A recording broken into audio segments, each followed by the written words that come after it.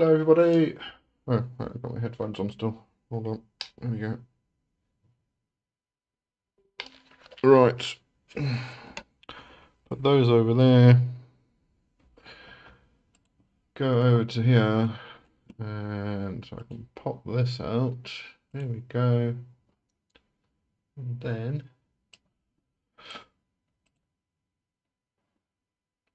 Right. How's everybody doing? See, I missed a lot already. I'm late. I feel like I'm late now.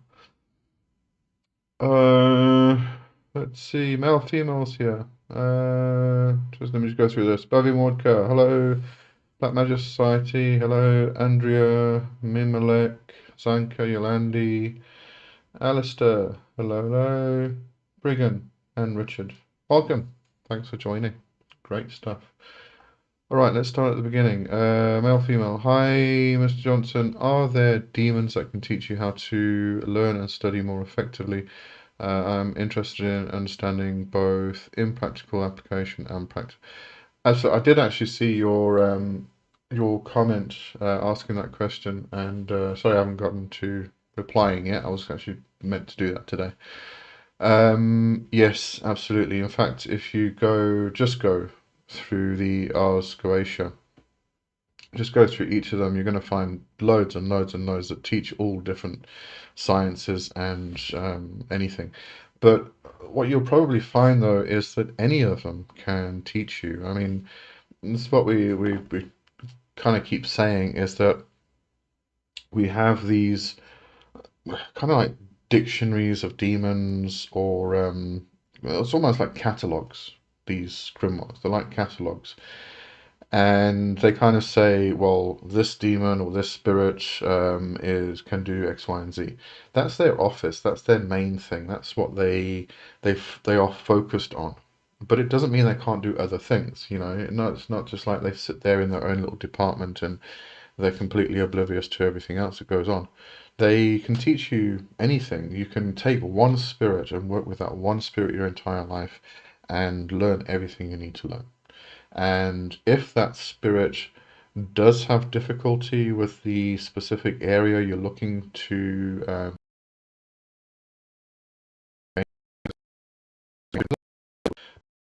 so you can literally work with one spirit your entire life.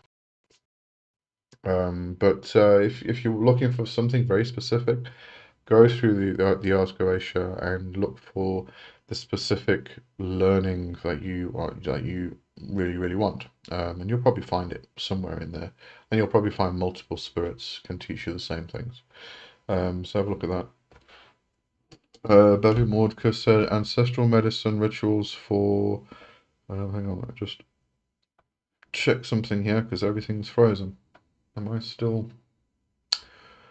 Am I still operational? Hold on. Uh, okay, it looks like I'm assuming everybody can hear me. All right, Bobby Mordecai said Ancestral Medicine Rituals for Personal and Family Healing by Daniel Flor. Is it any good? I don't know. I've never heard of Daniel Flor. I've never heard of the book. So I can't give you any suggestions there, but let's just have a look at it. While everything's trying to load, let's just go through. Let's see, Andrea's making her masochistic painting.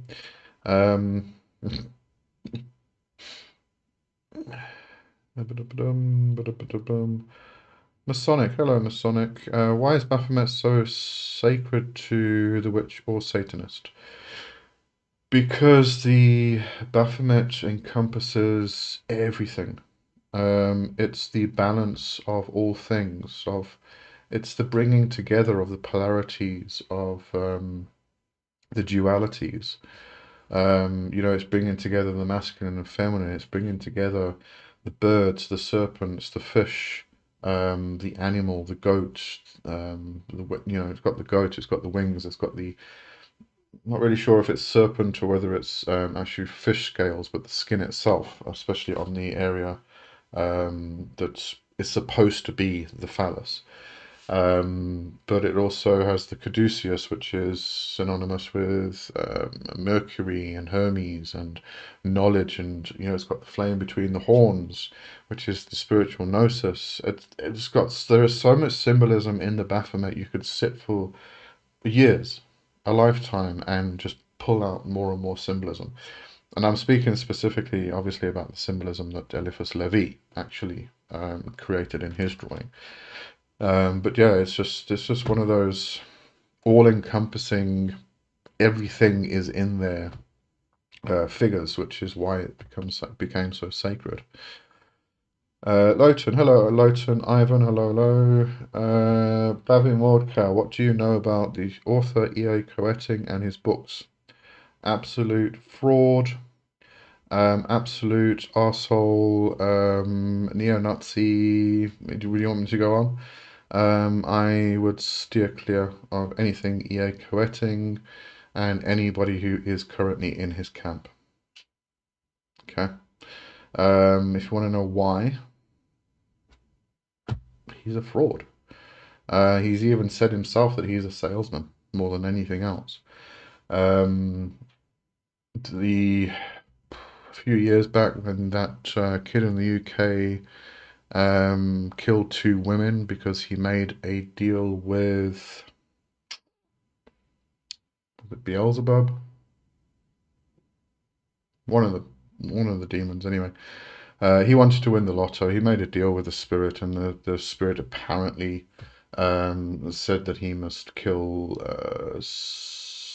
was it 2 women a month over a 6-month period, and do all this X, Y, and Z, and he'll win the lotto. So he killed 2 women, and he was caught and arrested and everything else. And he did it. He did the actual sacrifice because he read one of E.A. Coetting's books that describes how to sacrifice human beings in detail. So, I would stay away from Coetting. He's nightmare, absolute fucking nightmare. Bevan Wardker, Buckland's book of spirit communication is worth buying. It is worth buying and reading. Ray Buckland was definitely noteworthy. However, that particular book was leaning very much toward his spiritism or his spiritualist leanings. So it is very much spiritualist, like table tapping and all of that type of stuff that the spiritualists used to do. And there's nothing wrong with that. Absolutely nothing wrong with that. I mean, if you want to commune with spirits, that's definitely a really, really good way to do it. So it's definitely worth it from that perspective. And it also gives you a broader idea, a broader perspective of various different methods of communication. With that one, I would add Jason Miller's book, because that goes into various other methods of communication. And Jason Miller's book is brilliant as well. I mean, all of Jason Miller's books are good, so can't go wrong with Jason Miller. But yeah, definitely worth getting and reading because it gives you a good idea of different culture or different traditions and how they do it, as rather than just this narrow-minded, oh, this is the only way you can do it type of thing. So definitely worth exploring. Ivan, it's on now. What's on now? What did I miss? What's on? Am I on? I don't know. Loading. Can you still see it and hear? Can still see it and hear you. Okay, all right, yeah. Sorry, I just froze for a second. Yeah. Well, why Yolandi? Yeah, just explained why. Yolandi said that man is delusional. His followers are worse. He already caused someone to kill people. Yeah, there you go. Briggan, hello Lee. I hope you are over your virus thing. I am. 2 weeks and I haven't had anything happen. So nice. Yeah, moving into spring now. I honestly think it was because of, this is the first winter I've actually been through where I haven't smoked. And when you stop smoking, your whole metabolism changes, and I just think my immune system just took a big hit. So, but I seem to be past that now, doing a lot better. Masonic, why do people confuse Baphomet with Pan? Because there's a lot of possibilities here, actually. Firstly, Horn God. Now, another aspect here is more of a modern interpretation. When I say modern, I'm talking modern in the sense of from, I think about, it may even go back to the 1500s, but I think about the 1800s. The understanding that the Greek word pan means all, and that's where, or the interpretation that was given to the god Pan, that he is the all. He is the pangenitor, the generator of all things. He is the creator of all things, all of this stuff. And so it got interpreted that Pan was all. Prior to that, it was believed that the name Pan actually came from the Greek word pa, which meant shepherd. So at some point, the interpretation. Oh, hi Malcolm, and thanks for becoming a supporter. Cool, it's good stuff. So prior to that, or as the interpretation started becoming this idea of Pan being all, and then you got Eliphas Levi's depiction of Baphomet being this all figure, encompassing all things. Then the two started to, people started to interpret the two together. I think that's my understanding of how that got or became. No one, I don't know if it's a confusion. I mean, I kind of consider the Baphomet to be the devil and Pan to be the devil, and because of the over the years, it's kind of like the way that has been presented to me. So, I've got the figure of Baphomet, and I've got a goat on the wall. Um, yeah, but that's my idea of what the devil is. It's that the goat which is all, that type of thing. So, yeah. Bovamorca isn't Baphomet a new version of Acabels. There's a lot of ideas out there about what Baphomet actually is. Some of them are a bit more far-fetched. I've never heard of this Alkabelts. Hang on. I may have. Let me just see if I can refresh my memory. Um,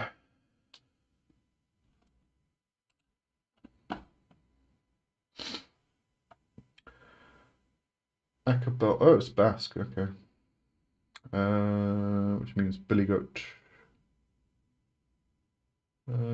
No, I can't say I've ever come across any understanding or interpretation of Baphomet being associated with the Basque. Um,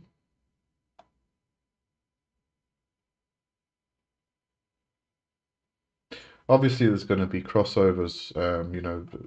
The the goat figure, the horned goat, being the devil that the witches go to during the Sabbats and things like that, which is Acabelts in the Basque culture and mythology, is going to be synonymous with Pan and Dionysus and all of those um, the devil figures, the horned devil figures that, especially if they come across with this sexual aspect to them, and drinking and partying. That's what you do when you go to the Sabbath type of thing. So there's probably going to be a lot of crossover there, but I haven't come across anything related to Baphomet specifically being related to the Basque, but the imagery is the same. Let's put it that way. Mimalek, do you know about Spirit Minnason? No, haven't heard of that one. I found him. Oh, Grimorian Verum supposedly helps to win all games. I no, if he's in Grimorian Verum, I only really worked with Clornek from the Grimorian Verum. The others I kind of didn't really find any use for, so that's why I stuck to the Ars Goetia. There's just more use, more practicality to them, rather than, I have no use for controlling the seas and all that stuff, so didn't really didn't really go into it. Was Grimorium Verum? No, that was Abram Melin. Was Lucifer and Hidden Demons, those spirits? No, can't say I have. Lowton, I think a Prince of Hell like Beelzebub probably has better things to do than talk to random teenagers. Probably, probably. Bobby Walker, thanks for the answer. Pleasure, absolute pleasure. I mean, if you want to go, you can go back into various archives. A lot of people spoke about the whole thing. He got Coeting basically got kicked off all of social media. So his YouTube, his Facebook, his Instagram, all of the main ones that he was on at the time, he got deleted. Excuse me, completely and utterly deleted from them because of what happened to this kid in England who killed these two women, and banned from there. But there's a lot of people who spoke about what was going on at the time. It was a few years back, so you might need to go back in various archives, people's archives and things like that. But there's a shitload of information all over the place. So yeah, I don't know if you want to explore that. Some of it's quite funny, especially when he had his psychotic break, and he decided to tell everybody that he is the only one who has all of the answers and the knowledge to all things, and if we do not bow down to him and follow him, then we are just morons and idiots, and we don't know what we're doing. We don't know how to do magic. He just went and had this complete psychotic break, you know. So. But anyway, moving on. Um, my new neighbours started moving in today. Haven't seen them yet. Oh, cool. Good stuff. All right. I spoke on Friday. Thought he hadn't moved out yet. Now the new neighbours are moving in. Masonic, I'm still very curious of your female Lucifer. That's just how she decided to present to me, that's all. Lucy or Lucifer. Yeah, Bobby Morka said female Lucifer. Lucy or Luciferia. Luciferia. Yeah.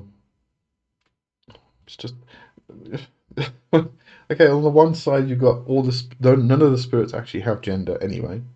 On the other side, Lucifer's a shapeshifter, so it can be whatever they, he, it, she wants to be.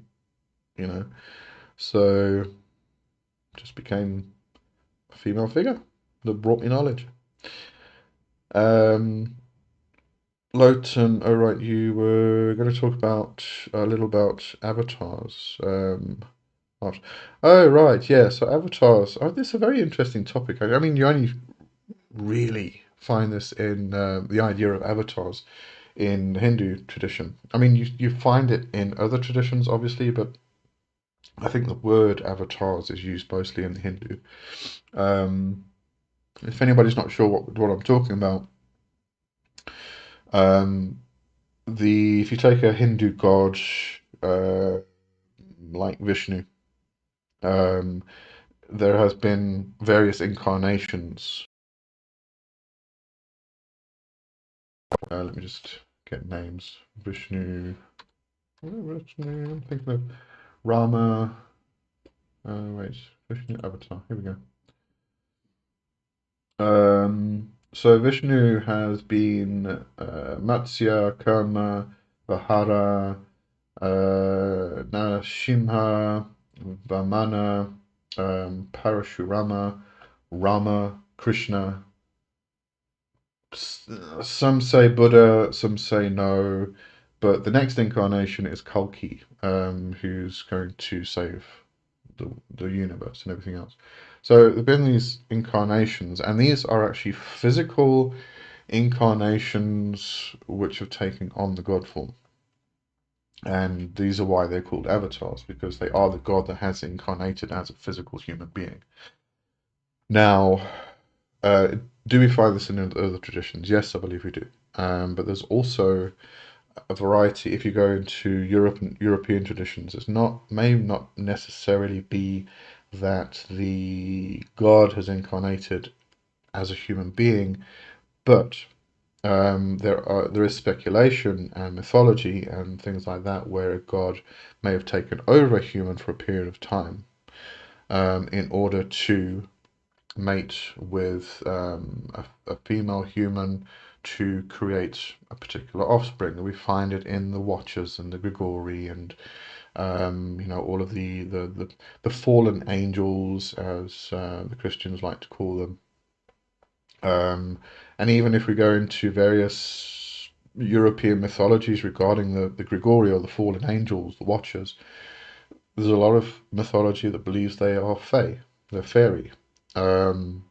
If we go into Irish mythology, you've got the Tuatha De Danann, who were a race of giants who inhabited Ireland before humans got there.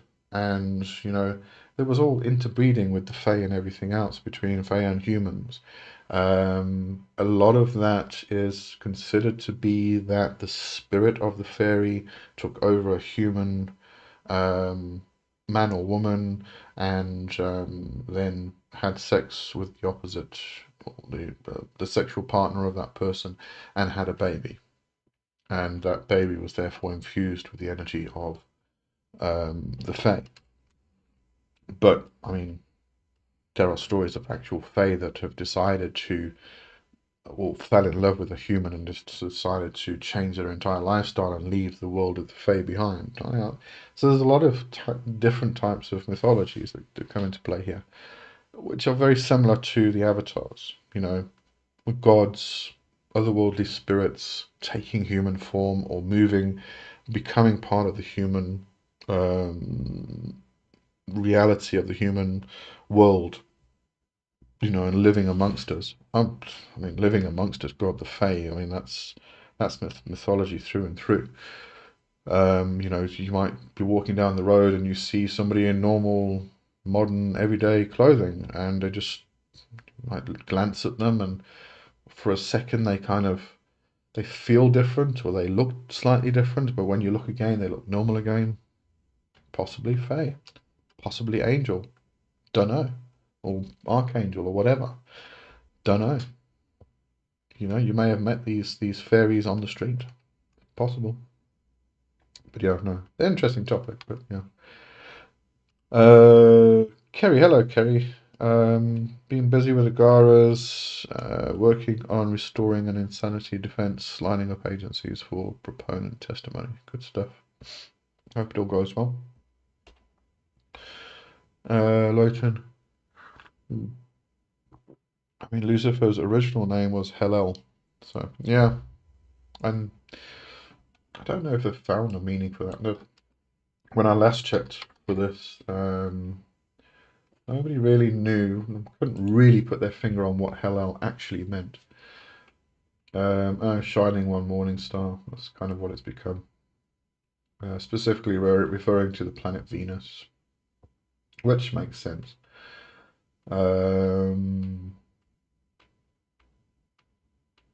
Yeah.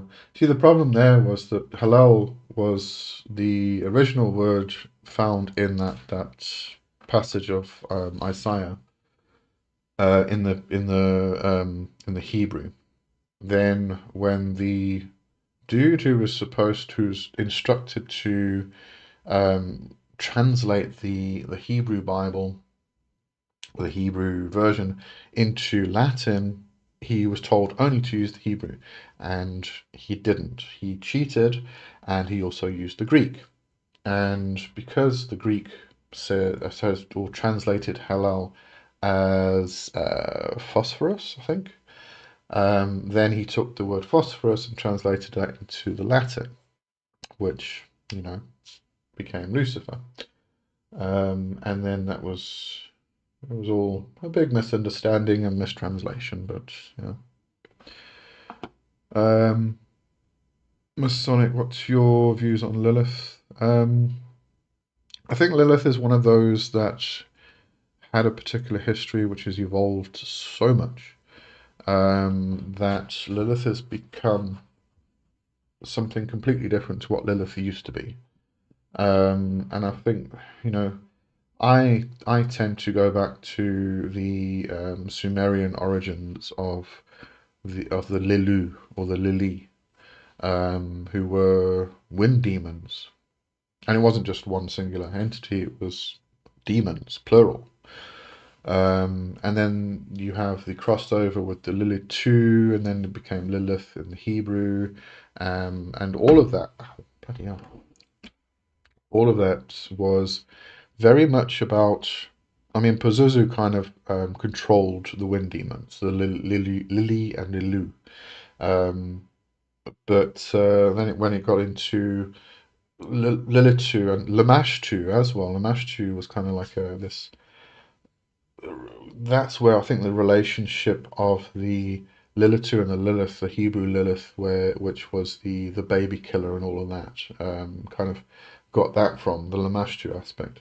But then it evolved again and again and again and again. So Lilith has been through so many evolutions. Um, what is the original Lilith? No idea, to tell you the truth. But if you connect nowadays, it's very much a feminist, feminist kind of aspects of um, bringing power to women, which I think is a very, very positive thing, and I don't have any problem with that at all. But as I said, evolved so much into something very, very different. Bhavin Mordecai, aren't spirits male and female? What about electrical and magnetic energy? Aren't they female and male like spirits? Not necessarily. They're balls of energy, so they're not really masculine and feminine. Um, they don't have form, and we give them form. And I mean, you come across a variety of different spirits. Was it Aim? I think Aim from the Ask Horatio was one of them that I worked with. And I found that depending on your sexual preference, this particular spirit appears as the gender that you are attracted to. And that was it. So it didn't, I mean, it comes across for different people as a different gender. And whether that's male, female, non-binary, hermaphroditic, whatever it is, asexual, it comes across as the gender that you are attracted to. So, I don't think we can really put this idea of male and female, these binary aspects, onto these spirits, which are so much more, so much beyond the duality that we create. We create duality, and we spend our entire life trying to get rid of the duality and bring everything back into union, into synchronicity and equality and balance and all this stuff. And, so we are the ones who are creating the separation, not the spirits, and therefore I don't like to give them genders. Low turn up Bovimorca, they have preferences like we do, but not literal sexes. Yeah, I still don't know. I think we give them. I think we have the preferences. I don't know. Very difficult. It's a very difficult topic because, I mean, they can shapeshift. They can become whatever they want to become because they are just energy. So, yeah, sure, if they want to appear as masculine, then they will. Or is it that we are more comfortable with them being masculine? Because let's take example, trying to think of a good example. Let me look at my shelf over here. Shiva. Okay, so we're talking about avatars just now. Shiva. Is Shiva masculine or feminine? Masculine, because that's what we've been told, that's what we've been taught. That's what all of the old ancient books have told us, that Shiva is masculine. Now, the spirit Shiva, is the spirit Shiva actually masculine? Probably not, because it's just a ball of energy. But we will make Shiva masculine because that's what we know. If Shiva all of a sudden appears as a feminine figure, we don't know what to do with that. It doesn't equate. It breaks the brain. So therefore, we give these entities these genders because that's what we're comfortable with. Are they these genders? I don't particularly think so, no. But that's just me.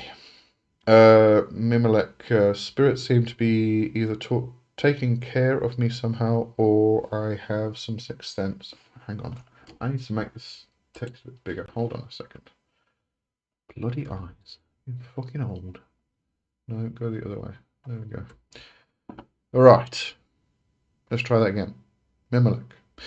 Spirits seem to be either taking care of me somehow, or I have some sixth sense. Last time I mentioned stressing over a planned visit to casino.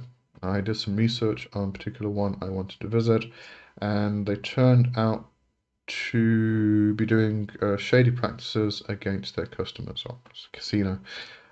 So I called off the whole affair, but it was stress that was growing day by day, like premonition.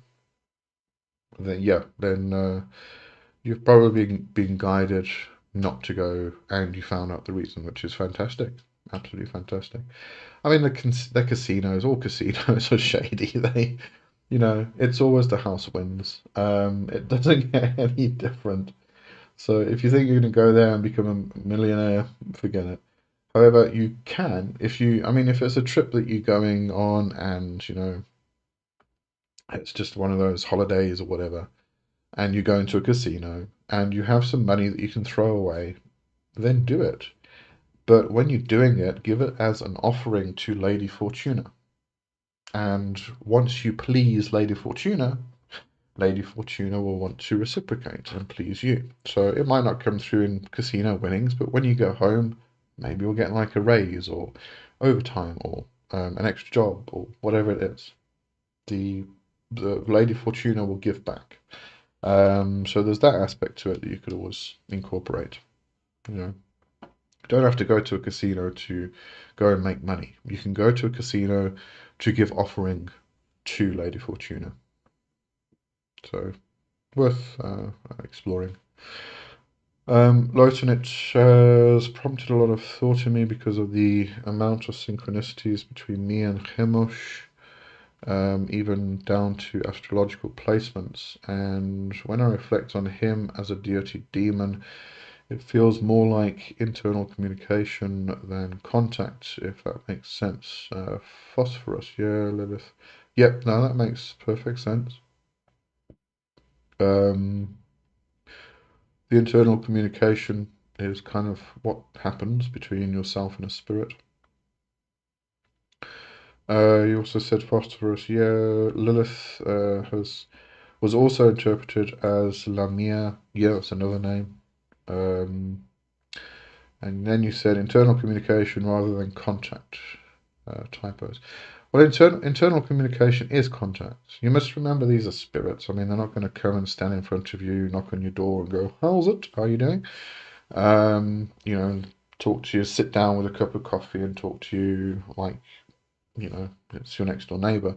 They're going to converse internally somehow, whether it's thoughts, images, impressions, feelings, um, quite often dreams for people who actually dream. They come through and communicate in that way. So it is all internal communication at the end of the day. Bavimorka, if you like folk, Ferris, etc., there is a nice cartoon called Hilda. Oh, I remember Hilda. You can watch it with your children. Wasn't, oh, wait a minute, wasn't Hilda, let me just close that. Hilda.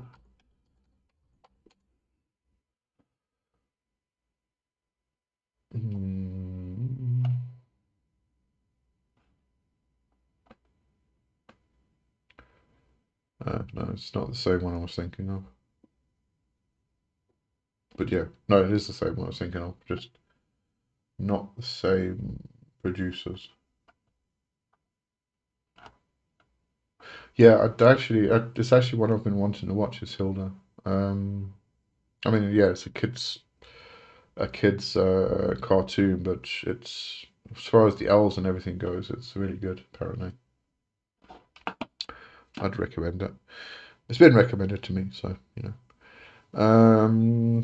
Masonic, do you believe there are rituals for going to the witch's Sabbath, or could you do a video on this? There are a variety of them. Usually, it involves journeying or astral projection.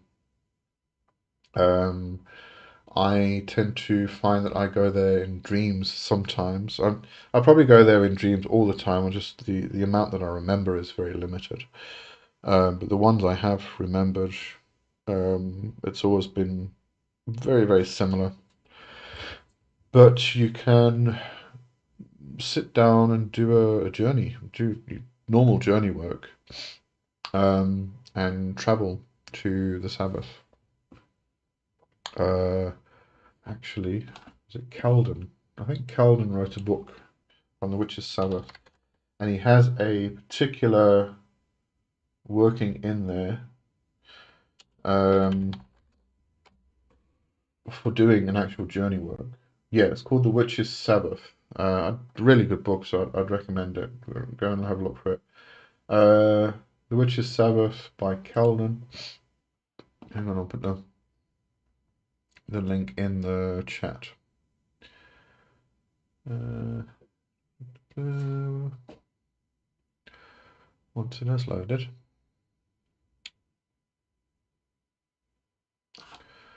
No, go away.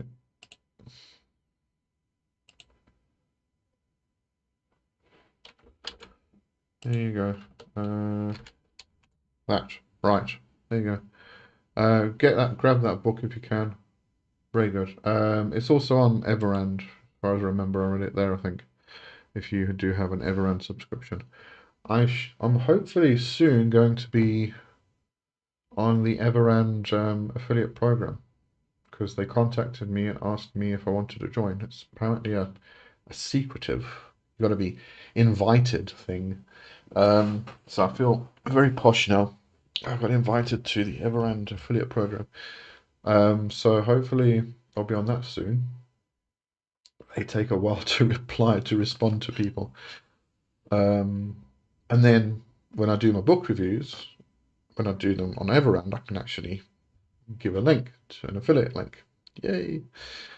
Anyway, yeah. So if you haven't joined Everand yet, don't join yet. Wait until I've got my affiliate link and then join. Okay.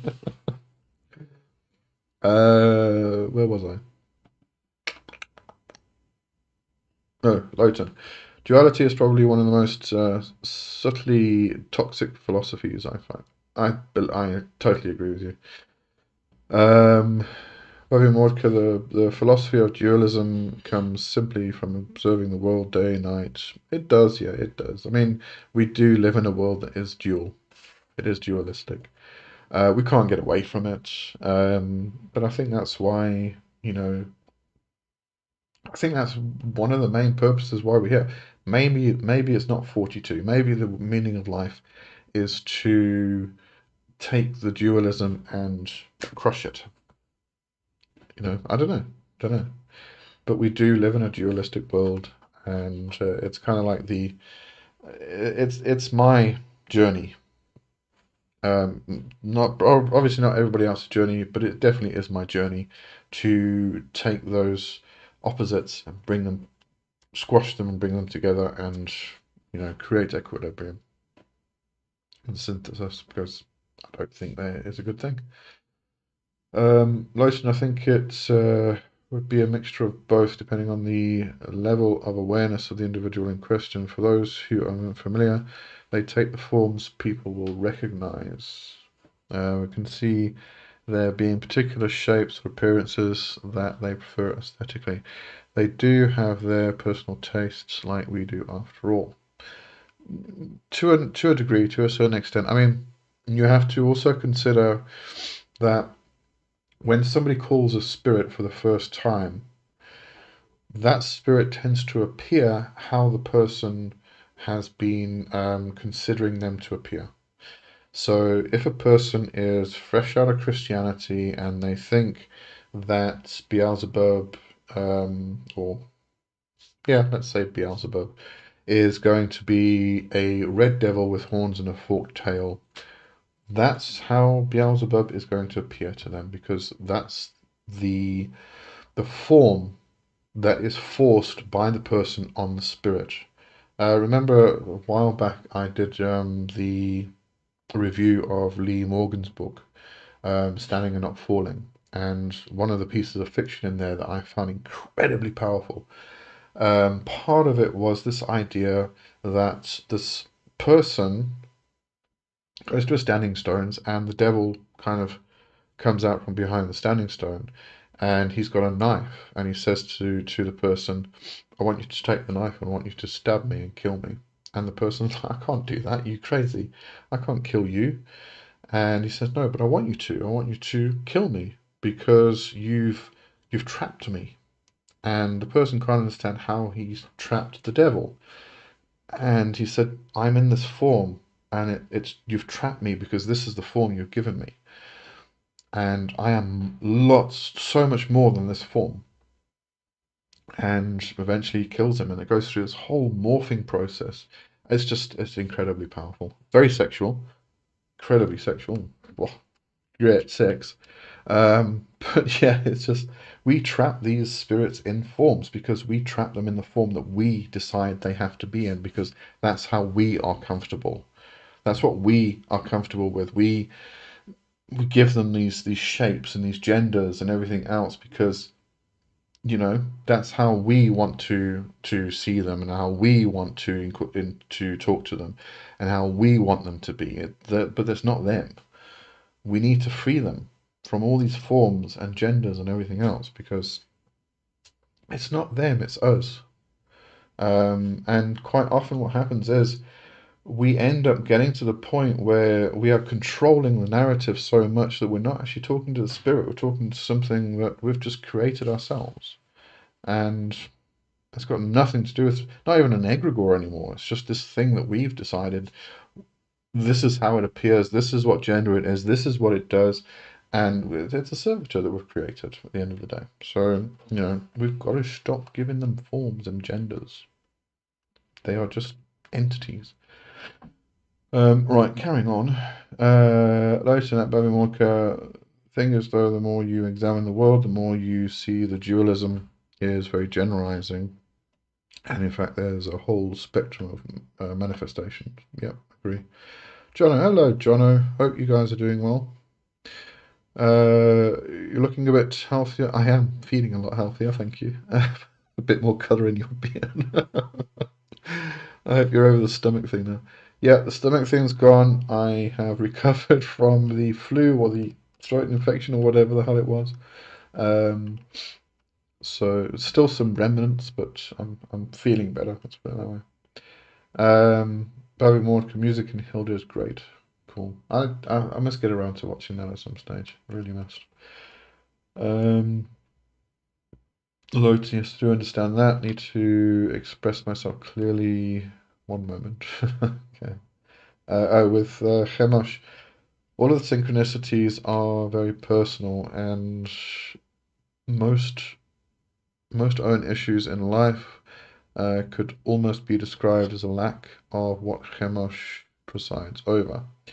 When I envision myself with those qualities, it doesn't feel like I'm just being helped by a spirit to overcome problems. It feels more like a union. Yeah, that's absolutely it.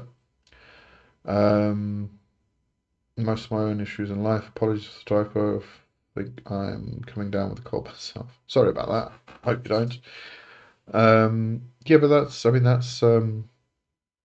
If you, I mean, if you've been working with Chemosh, specifically Chemosh, for a long period of time. I don't want to end stream.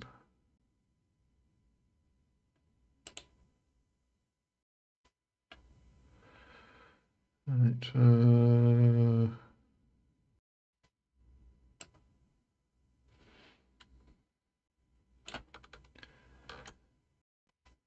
Am I back? Okay. All right. Okay. Let me go back over here then. Bloody hell.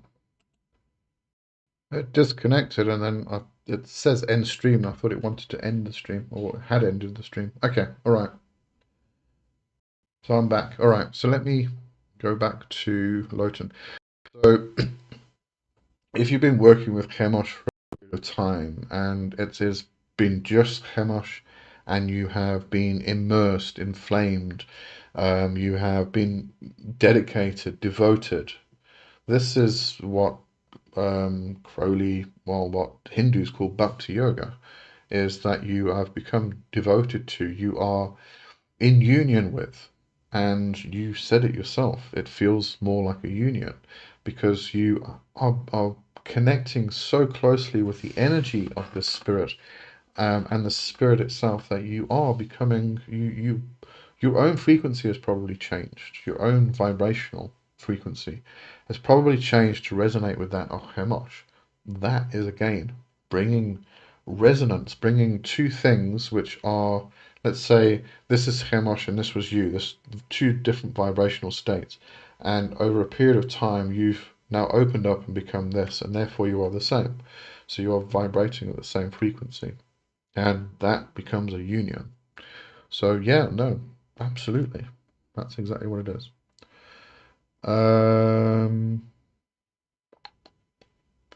Okay. Just want to double check I am still here. And I'm not like, okay. Well, it says excellent connection on YouTube, so that's a positive. All right. Bag of Vodka, Song of the Dark Man. Brilliant book. Yes, you know this book. I did a review of it, so you can go check in the things. Or Lucifer's Call to Heretic's Journey in Search of the Lightbringer. Haven't heard of that one. Or have I? No, I haven't heard of that one. Let me just have a look for that as well. I know there was one I put on my list to review, but I can't remember what it was. I don't think it was this one though.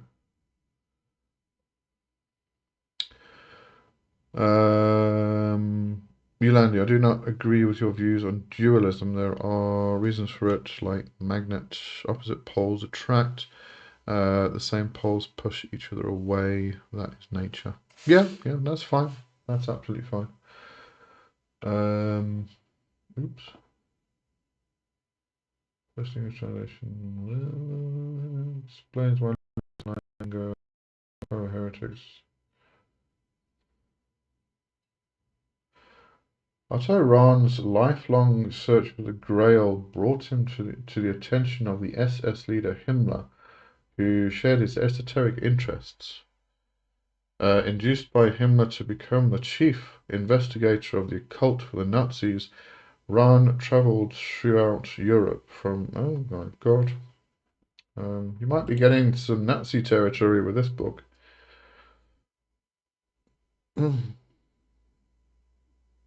I would personally stay away from that after his break. Also led to his disenchantment with his employers and his mysterious death in the mountains after his break with the Nazis. Okay, now that is a very difficult one. I don't think I'd read that myself. I'd probably read it out of interest, but that's about it. Yeah, I wouldn't try and take anything definite from it. Hey, go away. Yeah, but to Yolanda's comment, that's absolutely fine. I mean, you don't have to agree with anything I say. That's my worldview. I mean, yes, you got the polarities in the earth and the magnetism and everything else, but at the same time, you cannot have a negative pole without a positive pole. They cannot exist independently. You have to have both, because otherwise, the magnetic formation that gets formed cannot be formed. They cannot be separated from it. A magnet has two poles. you cannot separate those two poles from each other.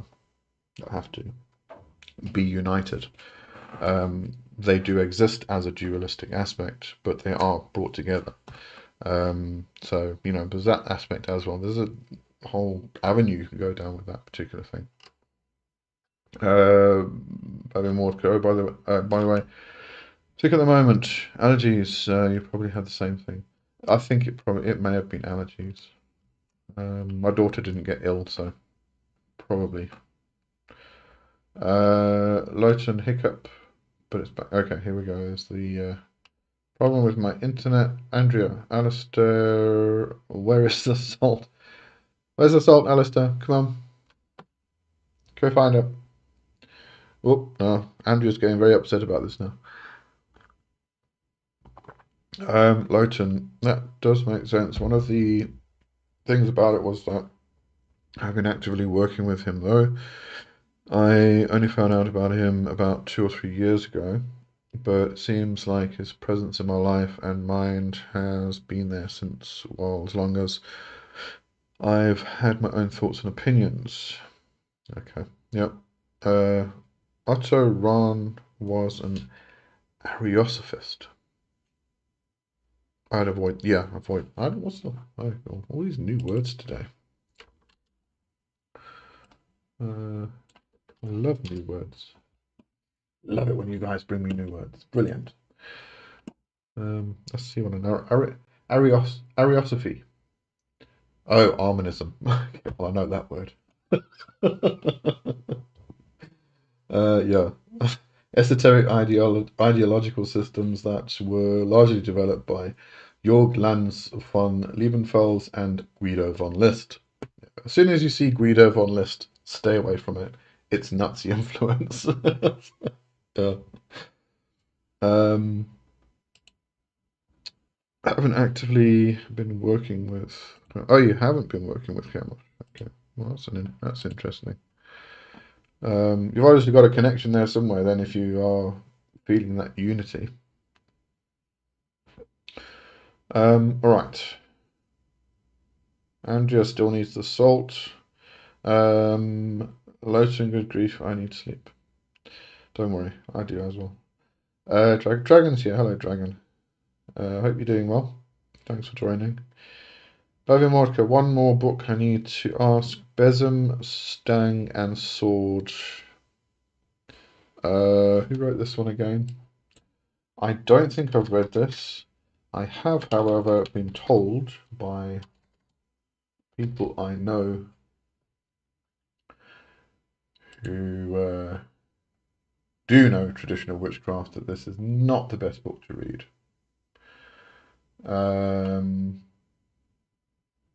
So maybe not that one. I can give you a recommendation for a different one, which is going to take you down the same path, which is I'll give you the recommendation when I remember what the bloody book name was. I've got this book title in my head now. Wait, but it was also by Calvin. Oh, it couldn't have been.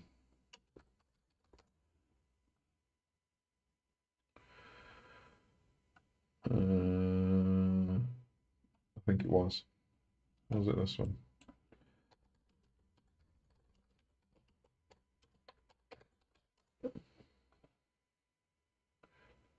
Yes, it was. By Calden, The Crooked Path. It's a good introduction to traditional witchcraft.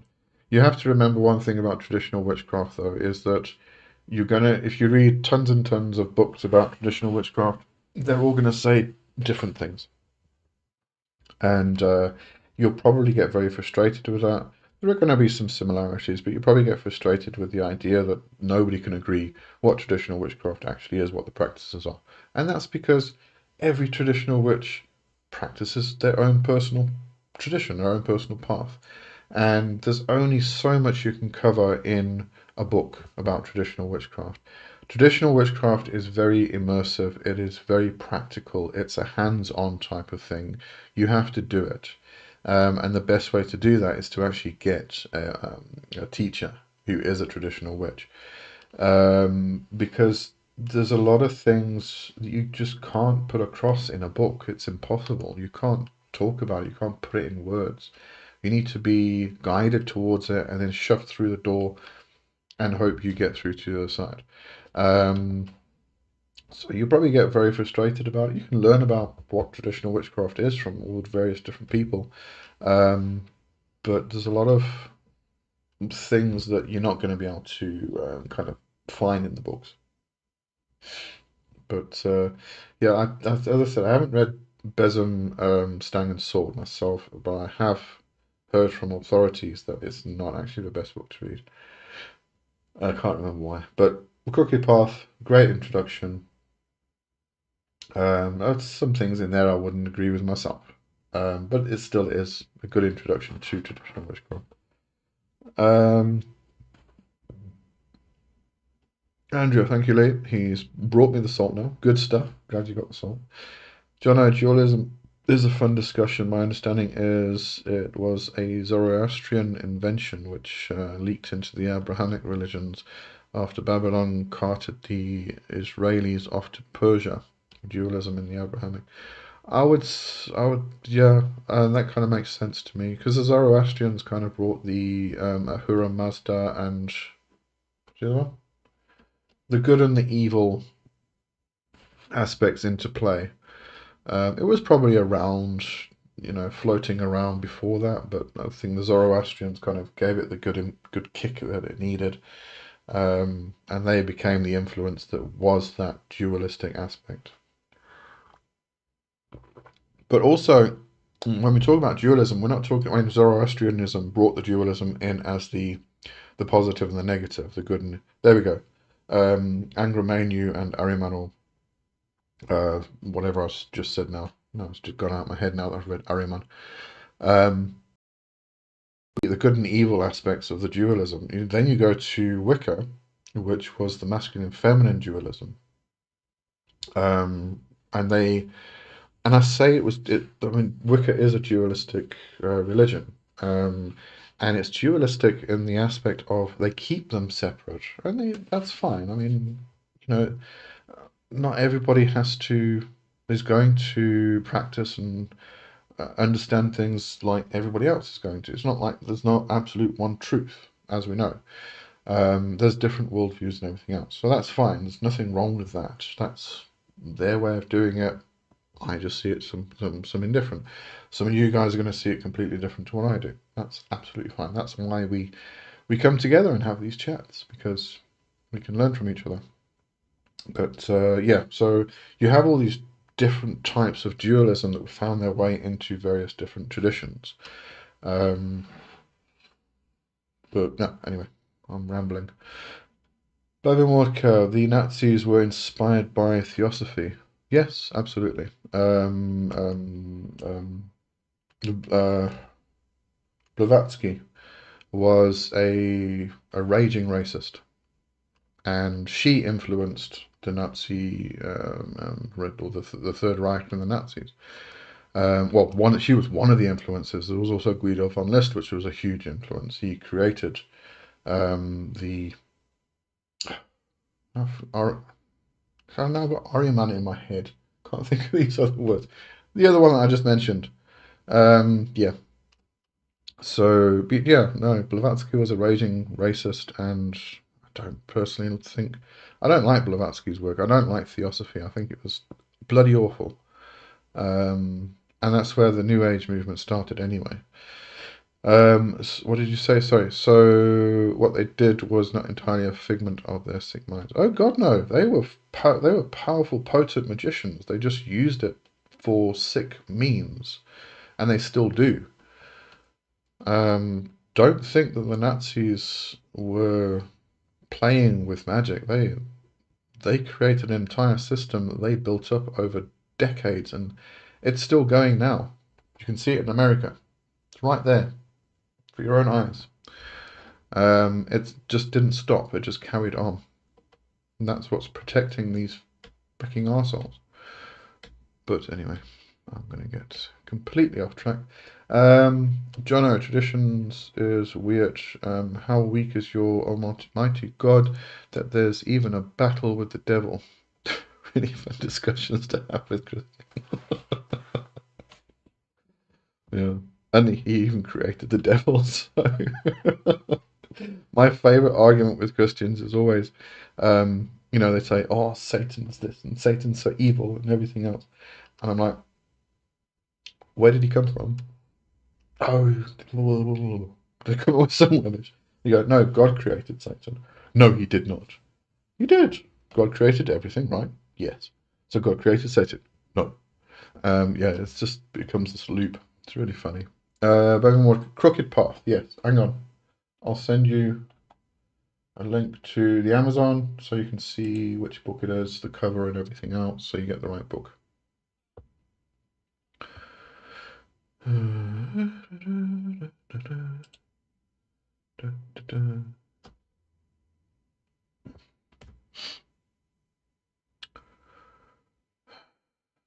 Why does this always take so long? Here we go. All right. There's the book, The Crooked Path by Calden. The foreword in this one's actually by Gemma Gary. I mean, if you do want some good traditional witchcraft books, but they are very much specifically Cornish witchcraft Gemma Gary books. If you can get them, there's a lot that you can't actually find anymore. But you'll find the PDFs online. Shh, don't tell anybody. Yeah, Bhavya Mordka, Gemma Gary, Devil's Dozen. Any book by Gemma Gary, go for it. Devil's Dozen you're not going to find on Amazon or anywhere anymore. I think it was Devil's Dozen. There are a few of Gemma Gary's books that have kind of gone AWOL. But yeah, Lotan. The ancient Israelites did adopt some dualism from Zoroastrianism. Cyrus gave them the materials and permission to rebuild their synagogue, so they liked him a lot. He was a Zoroastrian. There we go.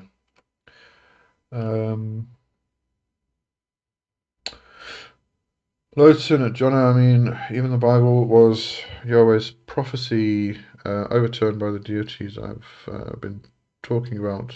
Chemosh, they don't like talking about that story. Yeah. Notion again, Ahura Mazda was the spirit of good and creation. Angra Mainyu was the spirit of evil and destruction. Oh, okay, alright, so Angra Mainyu is Ahriman. One major characterization was that these positions weren't inherent, they were chosen by them. Yeah, no, I mean, even if you do have a good look into Zoroastrianism and that aspect, I mean, it's not inherent. It's not this idea that you know you've got these two forces that are fighting each other, and you have to lean to one side. It's almost like yes, there are this dualism. There is this good and evil aspect, but they're actually both important. And this is what bled through into early Judaism and Kabbalah.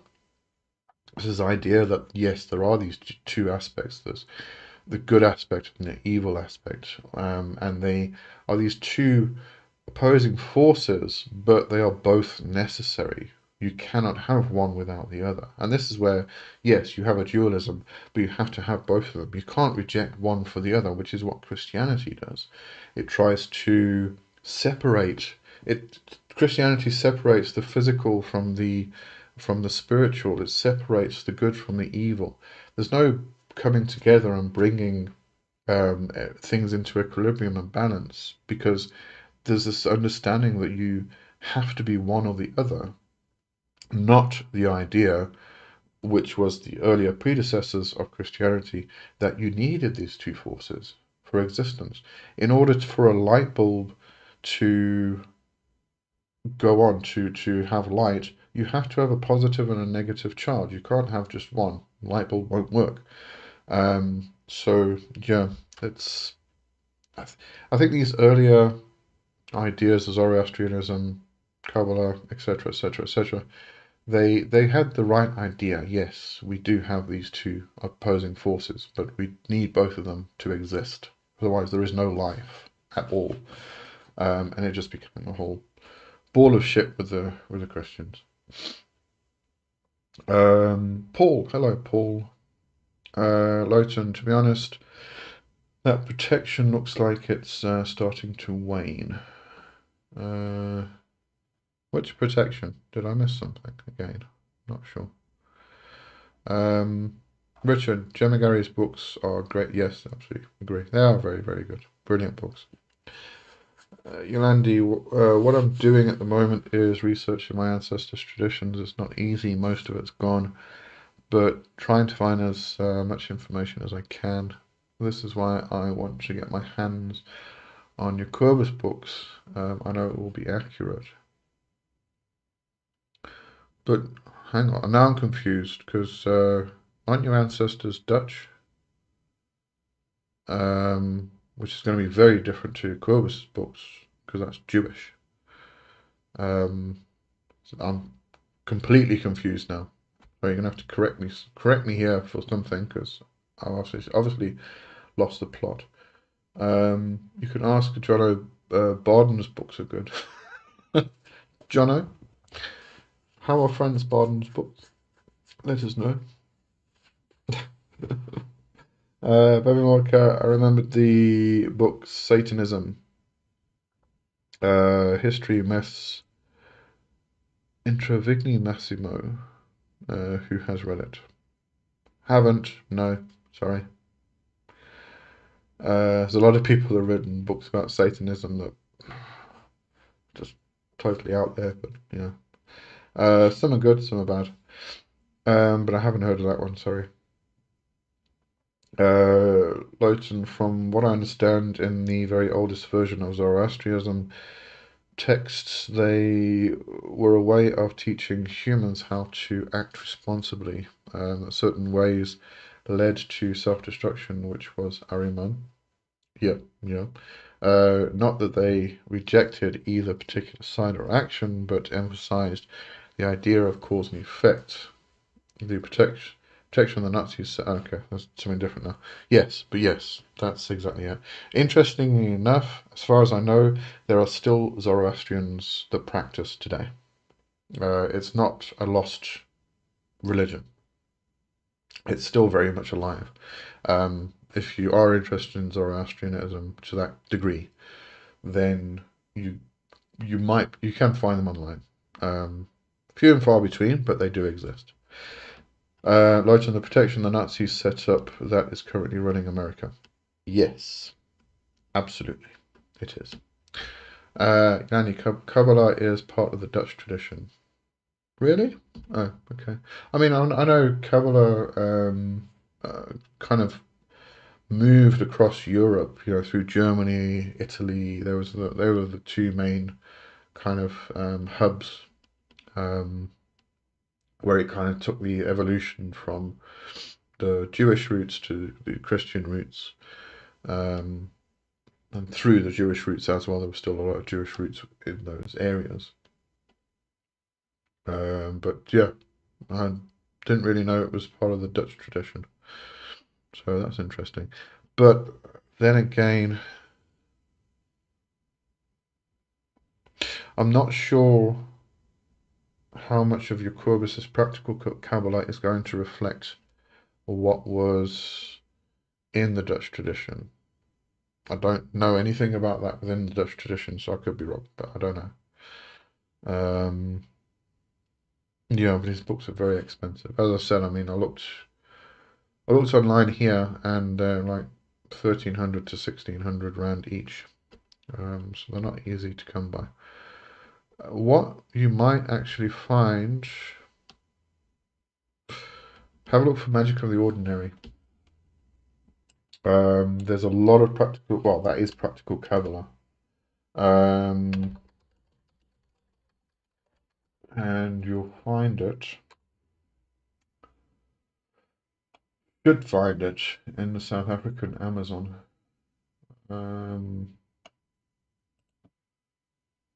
It's not as expensive either.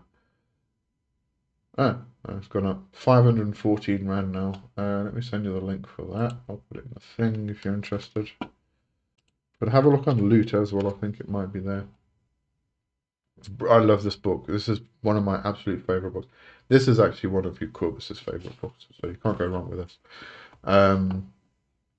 But it's recovering the shamanic Judaism, and the journey he went through was absolutely amazing to recover some of the, speaking to the ancestors, his own ancestors, and kind of recovering, or reclaiming the old practices. It was just a lovely book.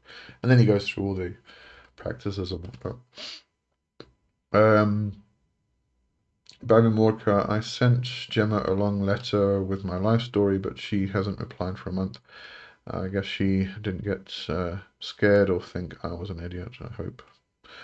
Some you'll find that some of the authors kind of like respond quickly, others don't. I think a lot of them get bombarded, literally bombarded with so many correspondences from people that they either can't keep up, or they just can't be bothered anymore.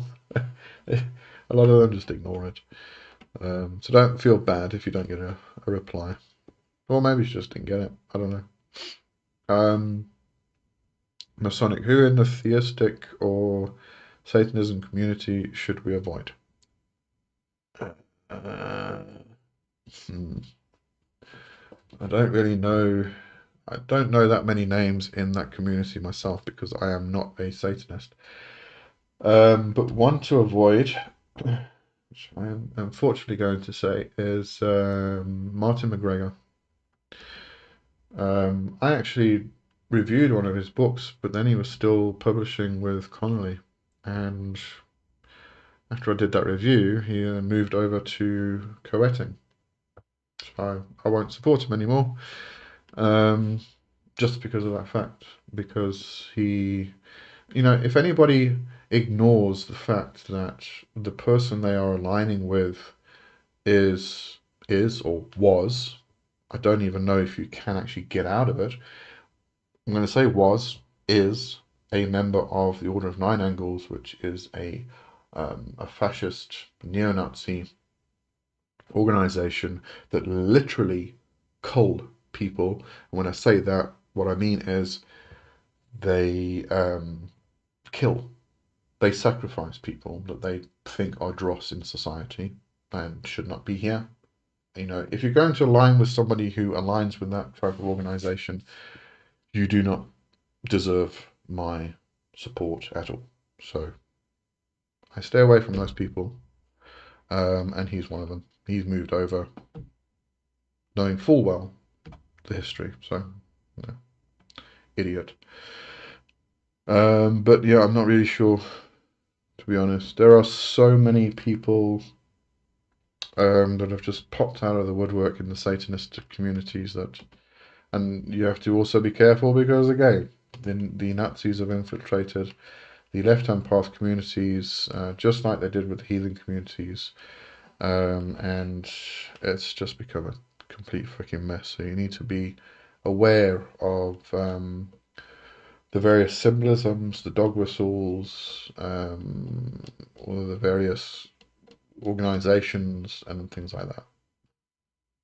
I'm going to put the URL of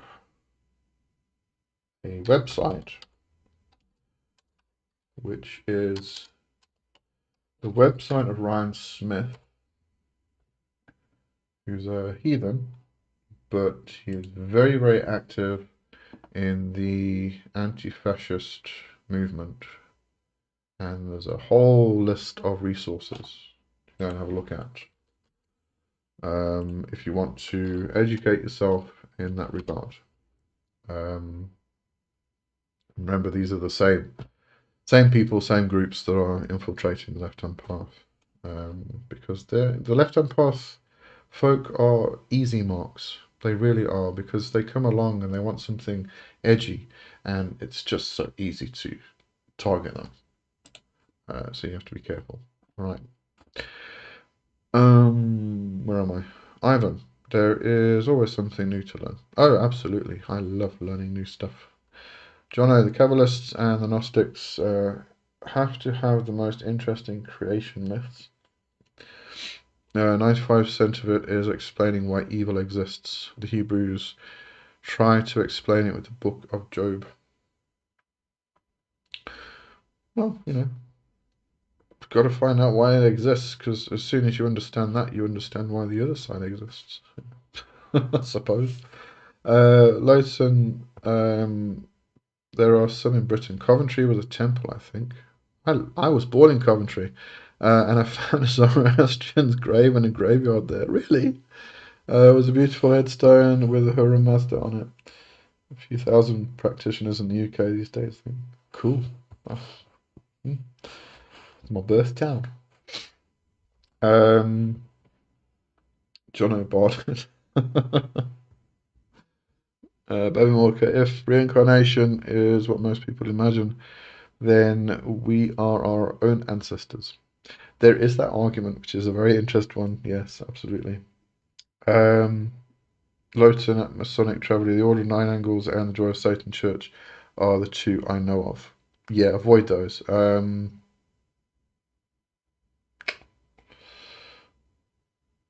Maxine. Oh no, that was the Joy of Satan woman. She's a complete nutcase. The former is a neo-Nazi terrorist group, the latter are anti-Semitic. Yeah, but Joy of Satan has also got a lot of Nazi influence. They also go into the whole ufology aspect as well. So they've gone totally off the rocker. They really have. Masonic as in books. Yeah. It's difficult to say. It might be better to actually kind of point out authors, sources, groups, books which you should, are safe kind of thing, rather than trying to point out the ones that are not safe. So as I said, so many have just popped out of the woodwork. I've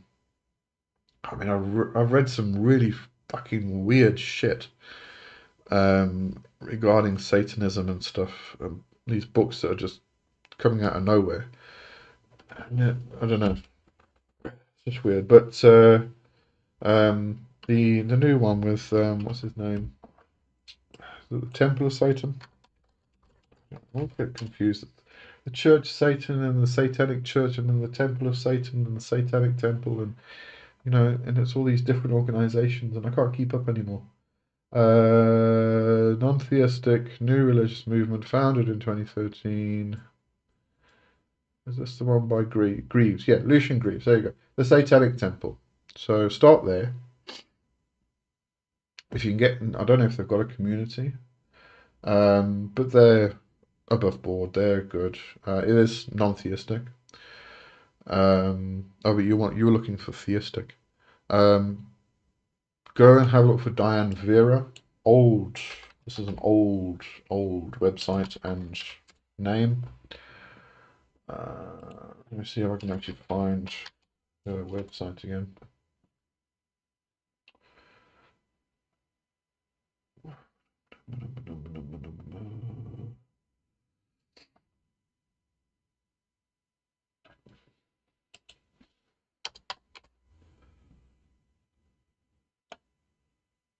God, it's still on Angel Fire. Bloody hell. I thought Angel Fire had shut down years ago. Hang on, let's see if it actually comes up. Oh, yeah, it does. Alright, I'm going to put this link in the chat. It's got a shitload of links to go to. You'll probably find that a lot of the links on the website will not actually be valid anymore because this really is old. I mean, this is years old. I would recommend actually pulling this down into a PDF or something because I'm not sure how long As I said, I thought Angel Fire shut down years ago. So this hasn't even been updated in God knows how long. Has it got a date on it? 2006? So almost 20 years ago, probably. God, I say really old. I'm feeling really old myself. Right. Also, if you're not a Satanist, what do you refer yourself as, Luciferian? I'm a witch. I'm. This is probably why a lot of people are confused what I am. Right. So if I were to title myself within the Left Hand Path community as anything, it would be a demonologer because I work with demons, right? But I'm not a left hand path practitioner. I'm not a Luciferian. I'm not a Satanist. I'm not any of those things. I just work with demons because I like them. They are particular spirits that I like working with. And when Connolly came along, just opened up this whole new world, and all of a sudden, all these practices which were aligned with people who did not want to practice a Solomonic way of doing things just opened up. So modern demonology became a buzzword for a while, and it's something I resonated with. But beyond that, I'm a traditional witch, um, you know, and that's cool enough. But I know my channel kind of had this whole huge leaning towards demonology and demons and everything else, and that kind of the algorithm kind of took off and everybody went that route, and kind of I got led down that route as well. But that's only a small part of what I am. I mean, apart from practicing traditional witchcraft, I've also practiced Toltec warrior path. I've practiced practical Kabbalah, chaos magic. Yes, I have been down the satanic route myself. Wasn't really for me. Um, but those are my main influences. There's probably a few others as well. Well, I've practiced neo-Wicca and neo-paganism. Um, I've practiced so many things through the years, but those are my main influences. Traditional witchcraft, chaos magic, Toltec, warrior path, practical Kabbalah, but mainly traditional witchcraft. And I like working with demons. I like them. They're my friends. Well, it's stupid, but yeah. So, that's why I kind of went that route. But, don't think I'm a Satanist or a Luciferian or anything like that. I mean, there's a lot of crap in the left-hand path communities, to be honest with you. Anyway, moving on. Andrea agreed 110%. Can't remember what that was about. Lowton, there is also a healing practitioner here on YouTube, Ocean Keltoy. He's great. There's a lot of really good healing practitioners on YouTube, who has a few videos talking about which groups veer into bigotry. Oh yes, yeah. Focused is a red flag. Yeah, it's the Neo-Volkish is an actual movement that kind of once you get past all of the kind of Norse heathen practices, you start to see, they got this idea about a pure breed, pure like lineage and things like this. The funny thing is with this whole thing, I mean, I was starting a nice little fight with somebody on Facebook yesterday, and then the whole thing got shut down because the group decided to shut down the comments. But he is like, I said to him, you're like the poster child for the neo-Volkish ideology.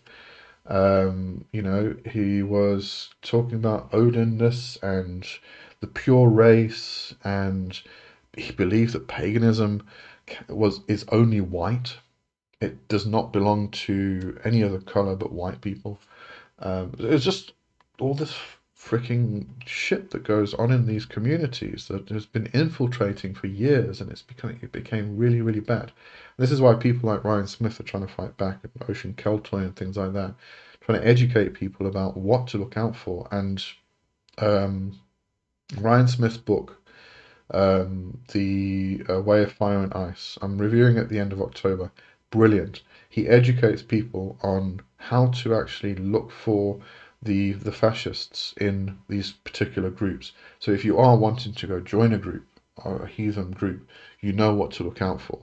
The language, the terms, the dog whistles, the particular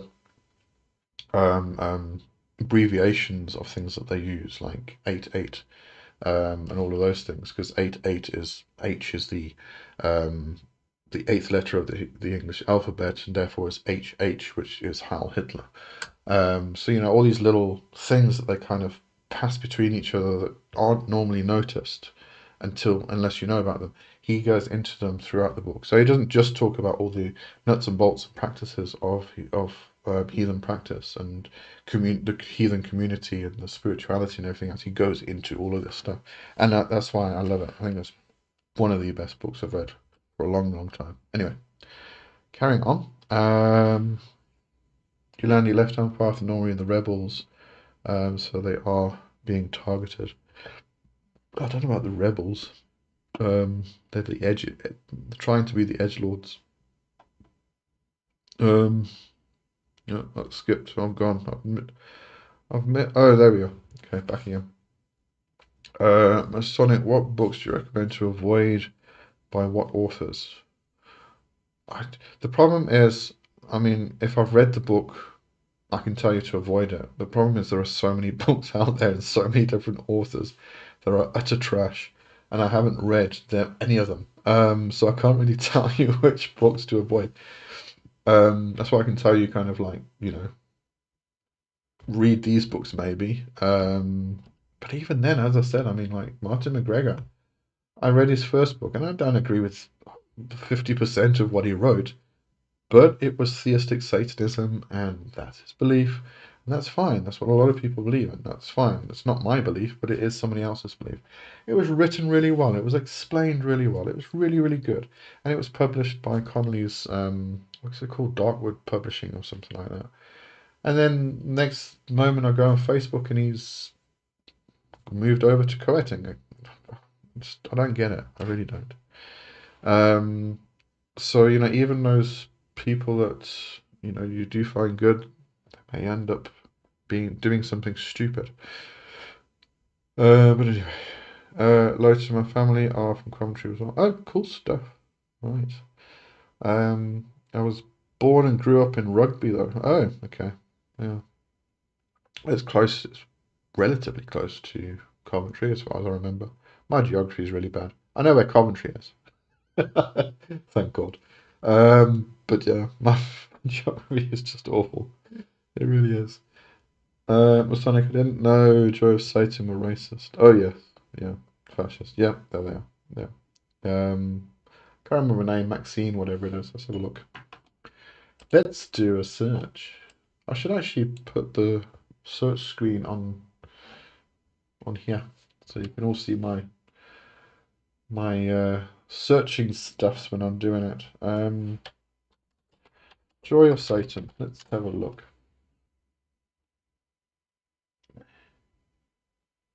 Where have they gone with Temple of Zeus? Hang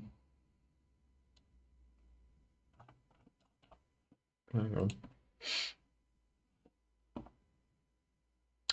Oh, the Temple of Zeus, formerly known as the Joy of Satan Ministries, is an occult. No, this is different. Cult religious organization founded in 2002 by Andrea M. Dietrich. That's not the same Joy of Satan that I know. Or maybe it is. Maybe I'm just thinking of somebody else. The Temple of Zeus advocates an ideology that presents a synthesis of theistic Satanism, Nazi occultism, Gnosticism, paganism, Western esotericism, UFO conspiracy theories, and extraterrestrial beliefs. Members believe Zeus, also referred to as Satan by the organization, to be the true father and creator god of humanity, whose desire was for his creations, humanity, to elevate themselves through knowledge and understanding. Right. There you go. I don't recognize the name though, Andrea M. Dietrich. Anyway, that gives you a bit of an idea. Lowton, they do a good job of hiding it. They do. I mean, I used to do a lot of meditations and stuff on Joy of Satan. I had no idea until years later. So even I got taken by these people. Didn't even know it. So you've got to be careful. Got to be careful. Bevan Walker, I don't know. Hang on, let me just shut this because it's very bright. I don't know why groups of sick people associate Satan with evil when Yahweh killed more people than Satan. Satanists should worship Yahweh Jesus if they want to be evil. But that's why they worship Satan, is because they believe that Yahweh is evil and Satan is not. They've just taken Christianity and thrown it on its head and reversed the whole thing. I mean, that's really what they've done. I don't think Satan's a singular entity anyway. Can't be. It's, there were angels that were called Satan because their job was to stand in front of the human and say, no, you will not pass, you will not do it. They were being the adversary. So they were the Satan. Johnny, thanks for the stream. I've got to go. Oh, okay. Sorry, I probably missed you then. Cheerio. An awesome week. Remember to read Barden this week. Thanks, you late. And you've got to tell you that Elon Musk's dad got arrested for child abuse. Finally. Good stuff. I would have thought his son would have got him out of that with all the money he's got. Yeah, Cthulhu. Hello, Cthulhu, finally, yes. I don't know if you were talking about the same thing. Birmingham Wardco, you were a witch, not witcher. No, I'm a witch. Witch, wizard, witcher. I don't know. I don't really care what you call me. To be honest, I don't give a shit. I don't like labels. Delete them. Lieutenant Yolandi, well, who could have seen that coming? Yeah, no, it's quite unreal actually. Oh my god, it's all skipped again. Oh, I've got lots to get through. All right, Cthulhu. Uh, Kabbalah being my thing lately. It's a very interesting topic, it really is. Masonic, I assume since you work a female Lucifer, you're a Satanist. Oh no, this is the problem. I mean, it really is the problem that Lucifer's got nothing to do with Satanism. I mean, well, it has. I mean, you find Lucifer in Satanism, demonology, and Luciferianism, and everything else. But it's much older than all of that. Much older. Much, much, much older. I mean, you find the aspects of Lucifer in traditional witchcraft. You find the Grigori. A lot of, not all traditional witches, but a lot of traditional witches go into the aspect of the Grigori and the various archangels and things like that. In fact, it's the book Masks of Misrule. The Horned God and His Cult in Europe by Nigel Jackson.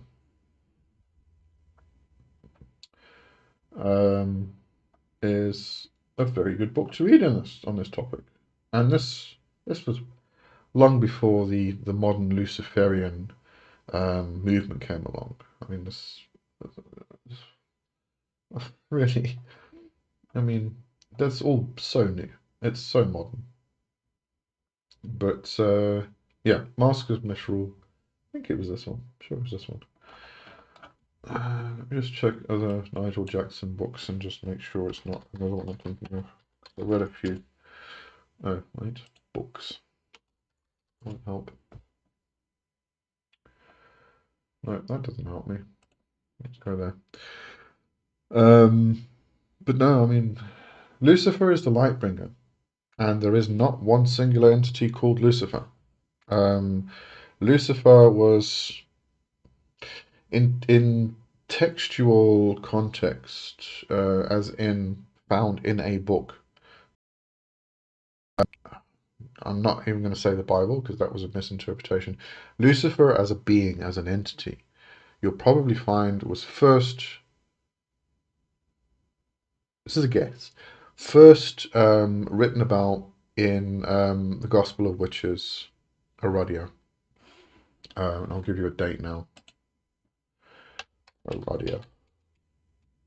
Aradia, Gospel of Witches. It was written by Charles Godley Leland in 1899. And he speaks about Diana, and Diana was the entity which was all.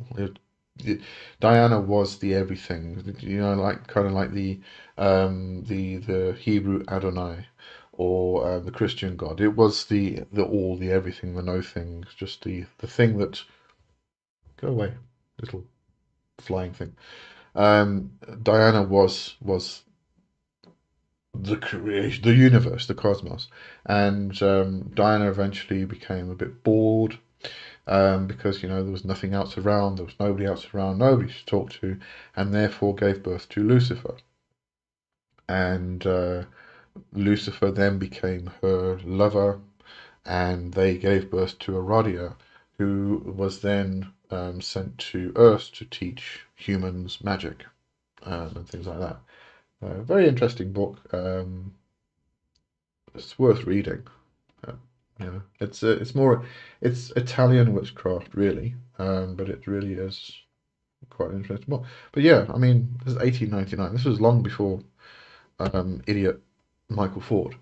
His Luciferian rubbish. But yeah, anyway. Sorry, my eyes itchy and everything. Okay, Masonic, who is better to work with, Belial or Paimon? I would, if you want something gentler, Paimon. Belial is quite a taskmaster. Paimon's a bit gentler, but it depends what you want to do, really. Richard, been all over, but overall, I am me. Not being labelled is easier. Yeah, I agree. Cthulhu, love me some Norse heathens. Odin would never pick a race over another. Absolutely not. People learn to shut up and listen. We learn from each other. America has become a shit show. Hello from Mississippi. Oh, goodness me. Okay. Don't know what it's like in Mississippi. I haven't heard that lately, but I hope you're safe and everything else down there.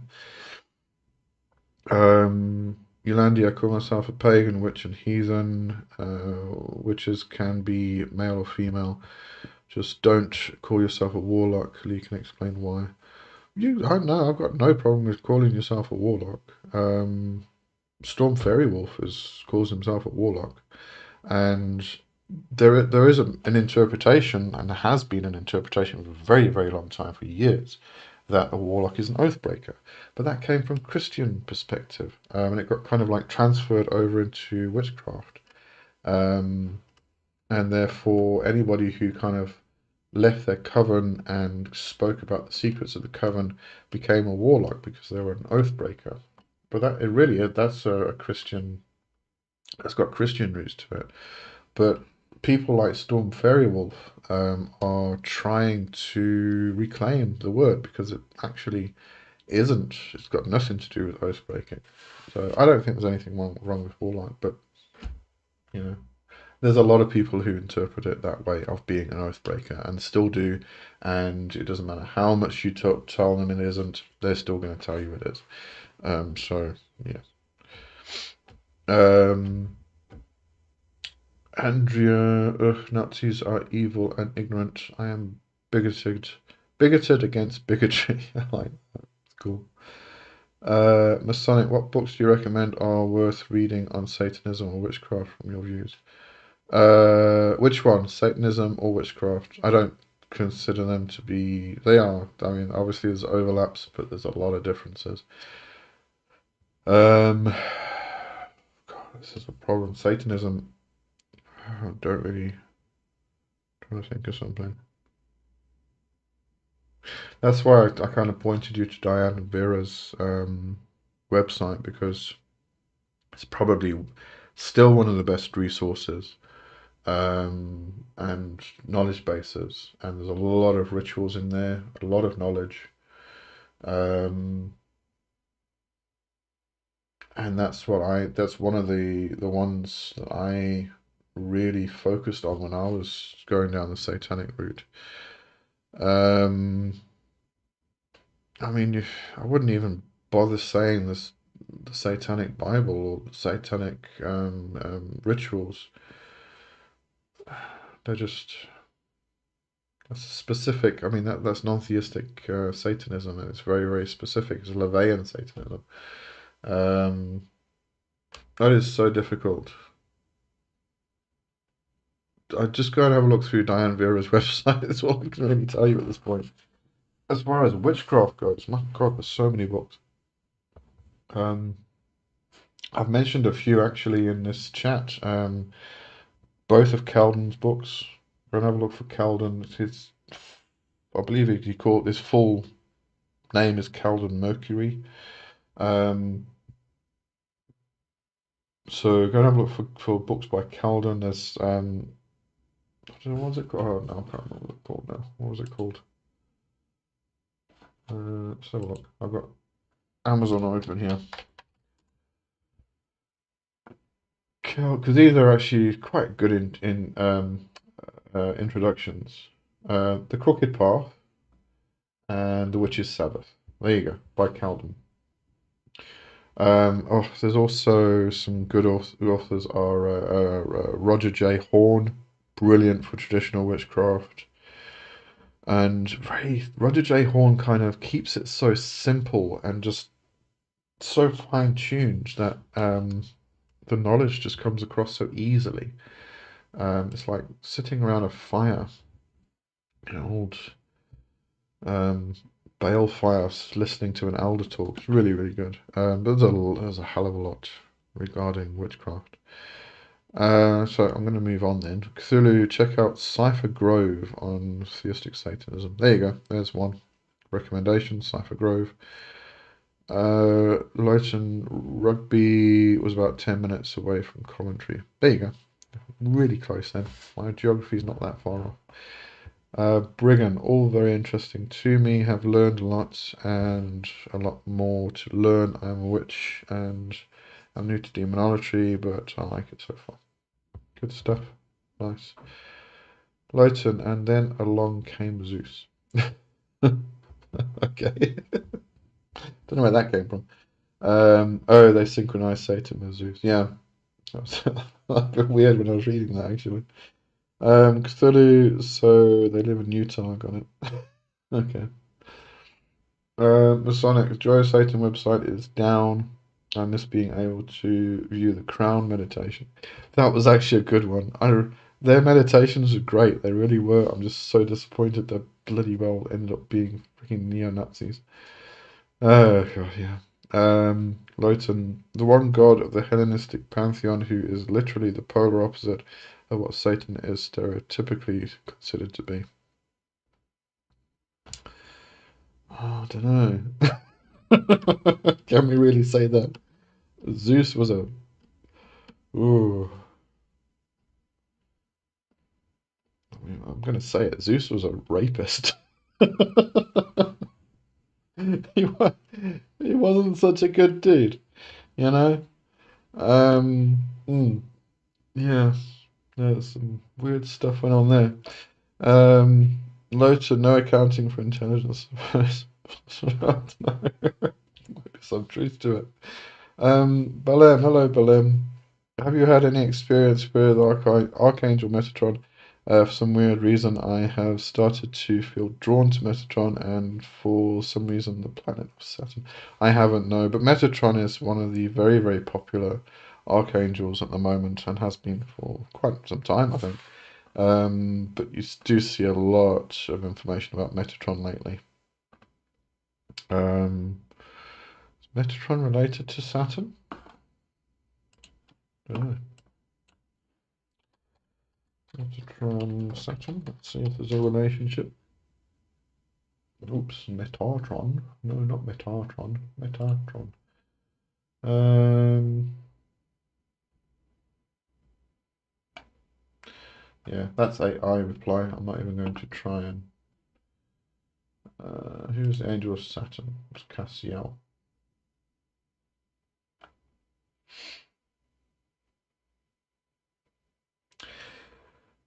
Yeah, there's this the cubes of Saturn and Metatron. I don't know. I don't know. I don't know. This is going to the areas that I haven't actually explored. You know, could be reading a load of trash over there. So I'm not even going to try. But no, I haven't. I haven't. I don't work with I don't work with archangels and angels and stuff myself. Unless it's the elemental kings. Cthulhu Prosecutor. I love it when you guys give me singular words and I don't remember what it was all related to. No, I don't know. Don't know. I don't know what that's for. You have to tell me. Andrea, I just finished cooking. It's good. Hope you're going to share. Everything grown in my garden except salt and butter. Waiting for Alistair to compliment the healthy, tasty food. Alistair, compliment Andrea on the healthy, tasty food. There we go. Masonic. I'm open to new traditions. I don't consider myself a Satanist. I'm just wanting to learn about both traditions. Yeah, no, it's great to learn about as much as you possibly can. You know, go down as many avenues and as many roads as you can, but there's so many. And this is why, I've been down a shit ton myself, but there's a load that I haven't even explored. And I probably won't because at this point, especially, I don't really have any interest in them. I might touch on them here and there because they overlap with something else, but that's about it. So my knowledge is very thin in certain areas, obviously. We can't know everything, unfortunately. I wish we could, just walk into a big like freaking occult library and just like absorb all the knowledge. Just let it suck into your head. That would be brilliant. Bevan Walker, tell me one thing. Why, when I was a teenager playing at Summoning Devils, did I not summon anyone? Did no one come, or is he disguising himself? Well, how do you know nobody came? Somebody may have, and this is part of the problem that not just teenagers, but people who are just discovering the path now, later in life. They haven't really trained themselves to listen, to know what it sounds like. So what often happens is you've got, symbolically, metaphorically, you've got this spirit which is standing at this door, hammering away at the door, bang, bang, bang, bang, bang. But the person on the other side isn't trained to listen, and therefore they are completely deaf, and they cannot hear the banging on the door. So therefore they don't know to go and open it to talk to whoever's on the other side. And this is quite often what happens. It's not that the spirit didn't come. It could have been standing there going, "Hi, how you doing? What do you want? Can we talk? Are you gonna listen to me? Should I go away? What would you like me to do?" And then eventually it becomes if I'm just okay, I'm just gonna go because you're not listening to me. And that's what happens so often. So people think that the spirit didn't come, but it did. And this is why we always say, if you're going to do an evocation or a summoning, or I don't really like the word summoning myself, but an evocation or invocation or whatever term we are using in this circumstance, if you're going to call a spirit and you're not sure if the spirit actually showed up, there wasn't any signs, there wasn't any movement of things, there wasn't any sense, you didn't feel anything, there wasn't any shift in the environment or there just wasn't anything. It didn't feel like anybody came. You still thank them. You still give them the offerings, you still thank them for coming, and you bid them hail and farewell, and you see them off. Because the likelihood you called them, they came. You just weren't sensitive enough, or you didn't the maybe the energies were not in sync. Your own energy and the spirit's energy was so out of alignment that you just couldn't feel it, you couldn't hear it, you couldn't sense it. So, but you still thank them and you send them on their way. You complete the ritual. Don't think that just because you didn't feel anything that nobody came, therefore let's just pack up and move on. Because then the spirit's kind of standing there going, all right, now what? And then, you haven't completed the ritual, you haven't closed anything, therefore you've got this doorway that's open and all this shit comes through, and then you get attacked by astral parasites and you wonder why you need to do all this cleansing work.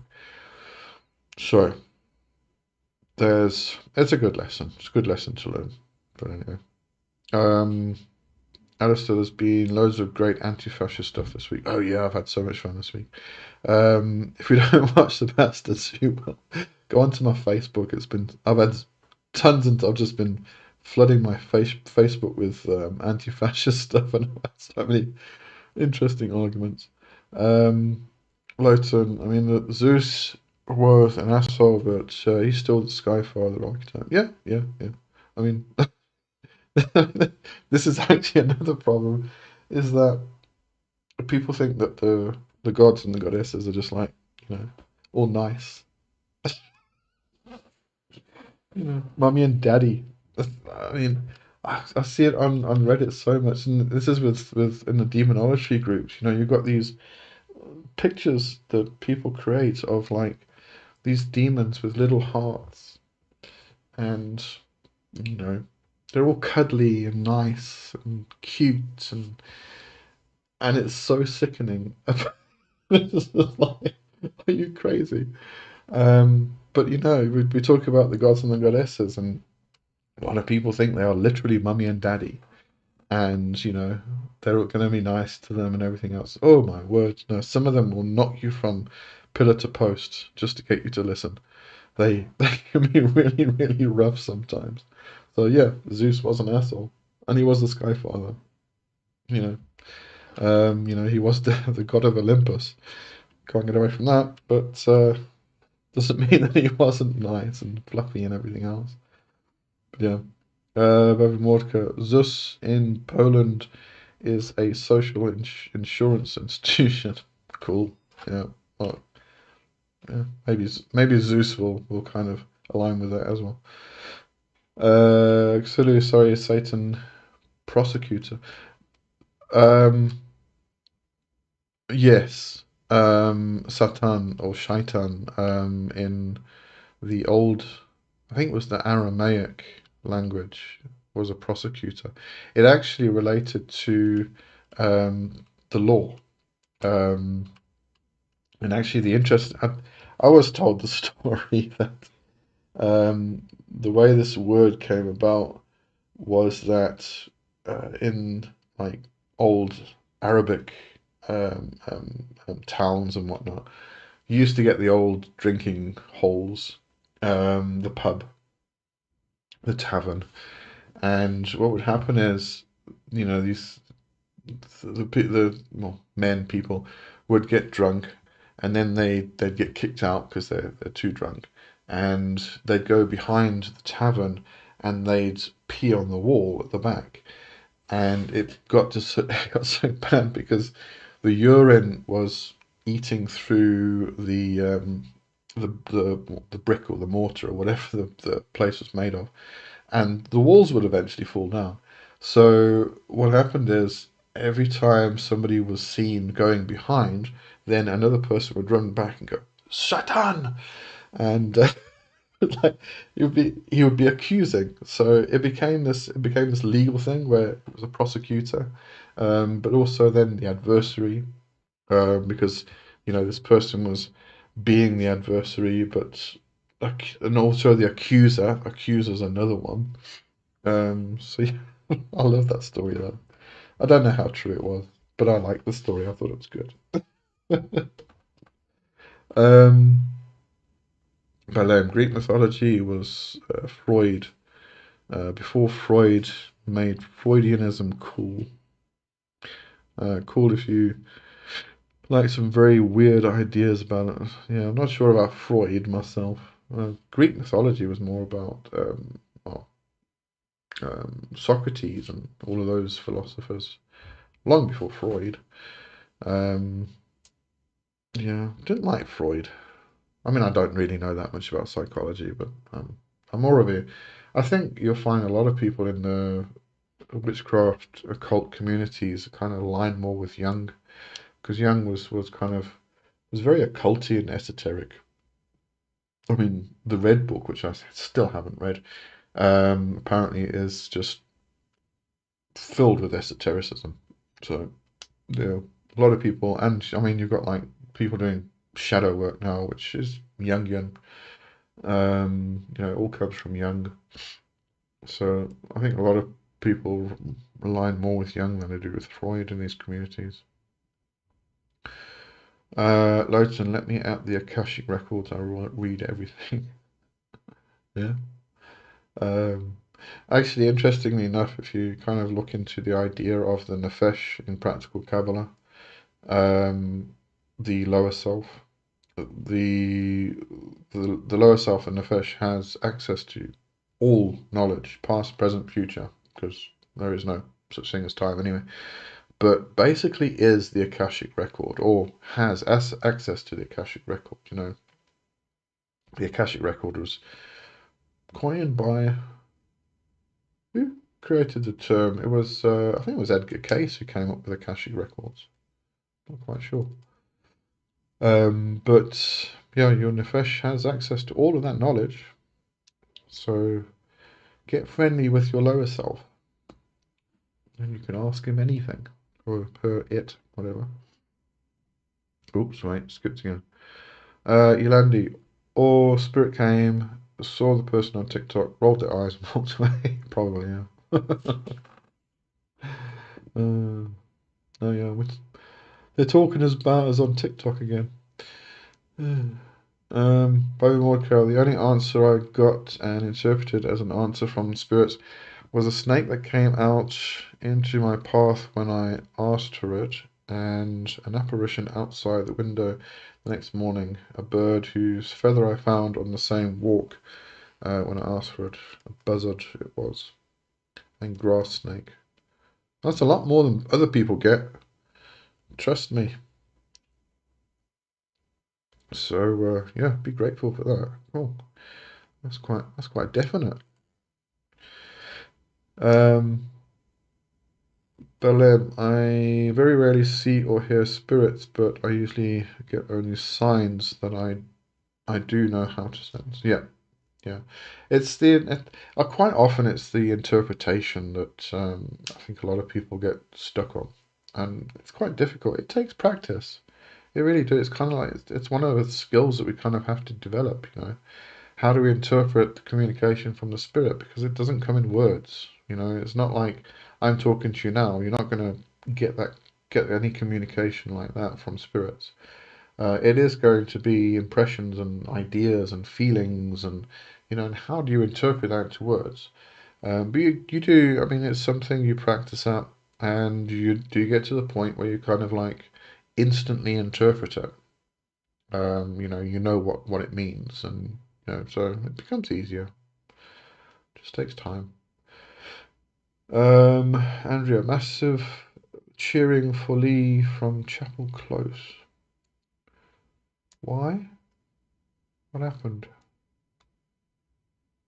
You're in Chapel Close, aren't you? I can't remember now. Right, oh god, it's skipping again. Leighton, not gonna lie, one of the main things me and Chemosh have been resonating over is not being nice to fascists. Yeah. Kalima is like that. She is loving, but pretty much everyone knows she does not fuck around. Yeah. I'm not sure which of the gods and goddesses would actually be okay with fascism, besides the ones that they've created themselves. Really, I don't know. I don't know. Just doesn't make any sense to me. Uh, Baleam, Reddit is a crazy place. No, I don't think the demons are as bad as media paints them, but still, if they wanted to, none of them are forces to disrespect or play around with. Same applies to any gods. Yeah, no, I agree completely.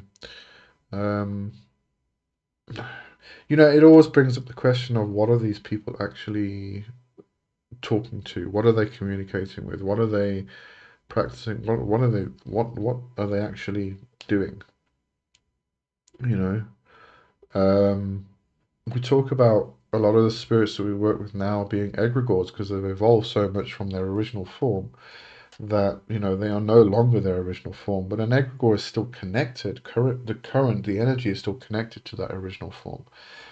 But when you start making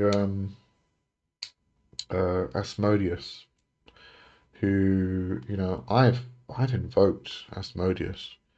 That's a powerhouse. That's like the kind of energy that makes you feel invincible. Like you can walk through a crowd of people and they will like part like a fucking Red Sea. You become the master of everything. It's like this energy, this power that is just unbelievable. And now all of a sudden you draw a picture where you're cuddling up in bed with Asmodeus, and there's all like a heart pillow and all this really cute stuff, and I'm like thinking that's just insane. I don't get it. And then all the comments, oh, that's so cute, oh, that's so cool, I love your picture. I'm like, what is wrong with you people? Maybe I'm just too judgmental. I don't know, but it just doesn't register. I don't. No, just can't. Can't. Just can't. Absolutely can't. Anyway, moving along. Let me have some hot chocolate because it's cold now. Cthulhu book called Job. He is a prosecutor. Oh, that's what I was told. Yeah. Um, was he a prosecutor? Or was he? He was actually being an adversary because he kept stopping or telling Job to do this and do that, and it was to test Job's loyalty to God. And in oh no, you see, I've actually got a feeling. No, I might be wrong. I might be wrong. Don't take my word for this, but I've got a feeling that the spirit that was in Job was actually an angel sent by God to test Job, and everything else. And I think that was one of the stories in the Bible, which was this idea of an angel being a Satan. But anyway, I don't know. I'm a witch. I want to be a witch. That's all I want. Just want to be a witch. That's all. So Jung was way cooler than Freud. Oh, absolutely. All I know about Freud is he was a bit of a. He's just everything was sexual about him, and it was sex with your mother and whatnot. Bit weird. No, the main consensus on Freud by modern psychologists is batshit insane. There's actually a third one though, and I can never remember his name. That a lot of modern psychologists have kind of taken to him rather than Jung as well. I can't, I can't remember the guy's name now. Andrea Jung is way cooler than Freud. Yes, indeedy. Bami Mordka, Freud was initially focused on Kundalini energy, from what I've heard. I haven't heard about the Kundalini energy. Oh no, skipped all over the place. Let me scroll back. Yeah. Yeah, I haven't really heard about. I don't know. I don't know. Why would Freud be focused on Kundalini energy? Did he even have any understanding of Hindu tantric practices? I don't know. I have no idea. But then Freud was crazy, no question about that. Loton, what does the lower self involved with? So in in Kabbalah, you've got technically 6 parts of the soul, I think. But we really only talk about the main three, and there's also the Goth, which is the physical form, which is also part of the soul. But the main three being the Neshama, which is the higher self, the Ruach, which is the middle self, and then the Nefesh, which is the lower self. So the lower self is the instinctual self, the animal instinct, the animal personality that we have. And it retains memory and has knowledge of everything. And it's in terms of the particular shadow bodies of each part of the soul, the nefesh, the shadow body of the nefesh is the densest, and it's quite often what a lot of people refer to as the astral body or the double body, and things like that. So we have this body which is the lower self. I tend to equate this with the fetch beast, which is part of who we are, our animal nature. But the nefesh, as I said, has incredibly powerful part of ourselves. There are particular practical Kabbalistic rituals that you can do, or practices that you can do to actually externalize your nefesh and talk to it, which gets very interesting. For years and years, I'm just a little side note story. For years and years, I kind of like went through all the practices on getting to know my nefesh, talking to my nefesh. You use the pendulum to communicate with the nefesh. It's the easiest way.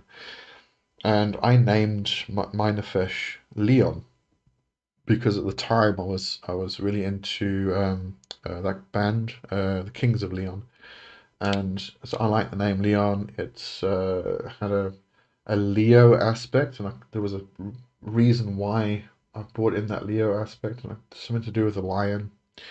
And it's close to my own name, Lee. And anyway, so I named it Leon. And then a couple of years ago, I did this ritual, this practice where you actually externalize your nefesh. And before I'd said anything, the first thing it says was, "I hate the fucking name Leon. Would you stop with it?" Okay, all right then. Thanks for letting me know. That's good stuff. So yeah, it doesn't fuck around. But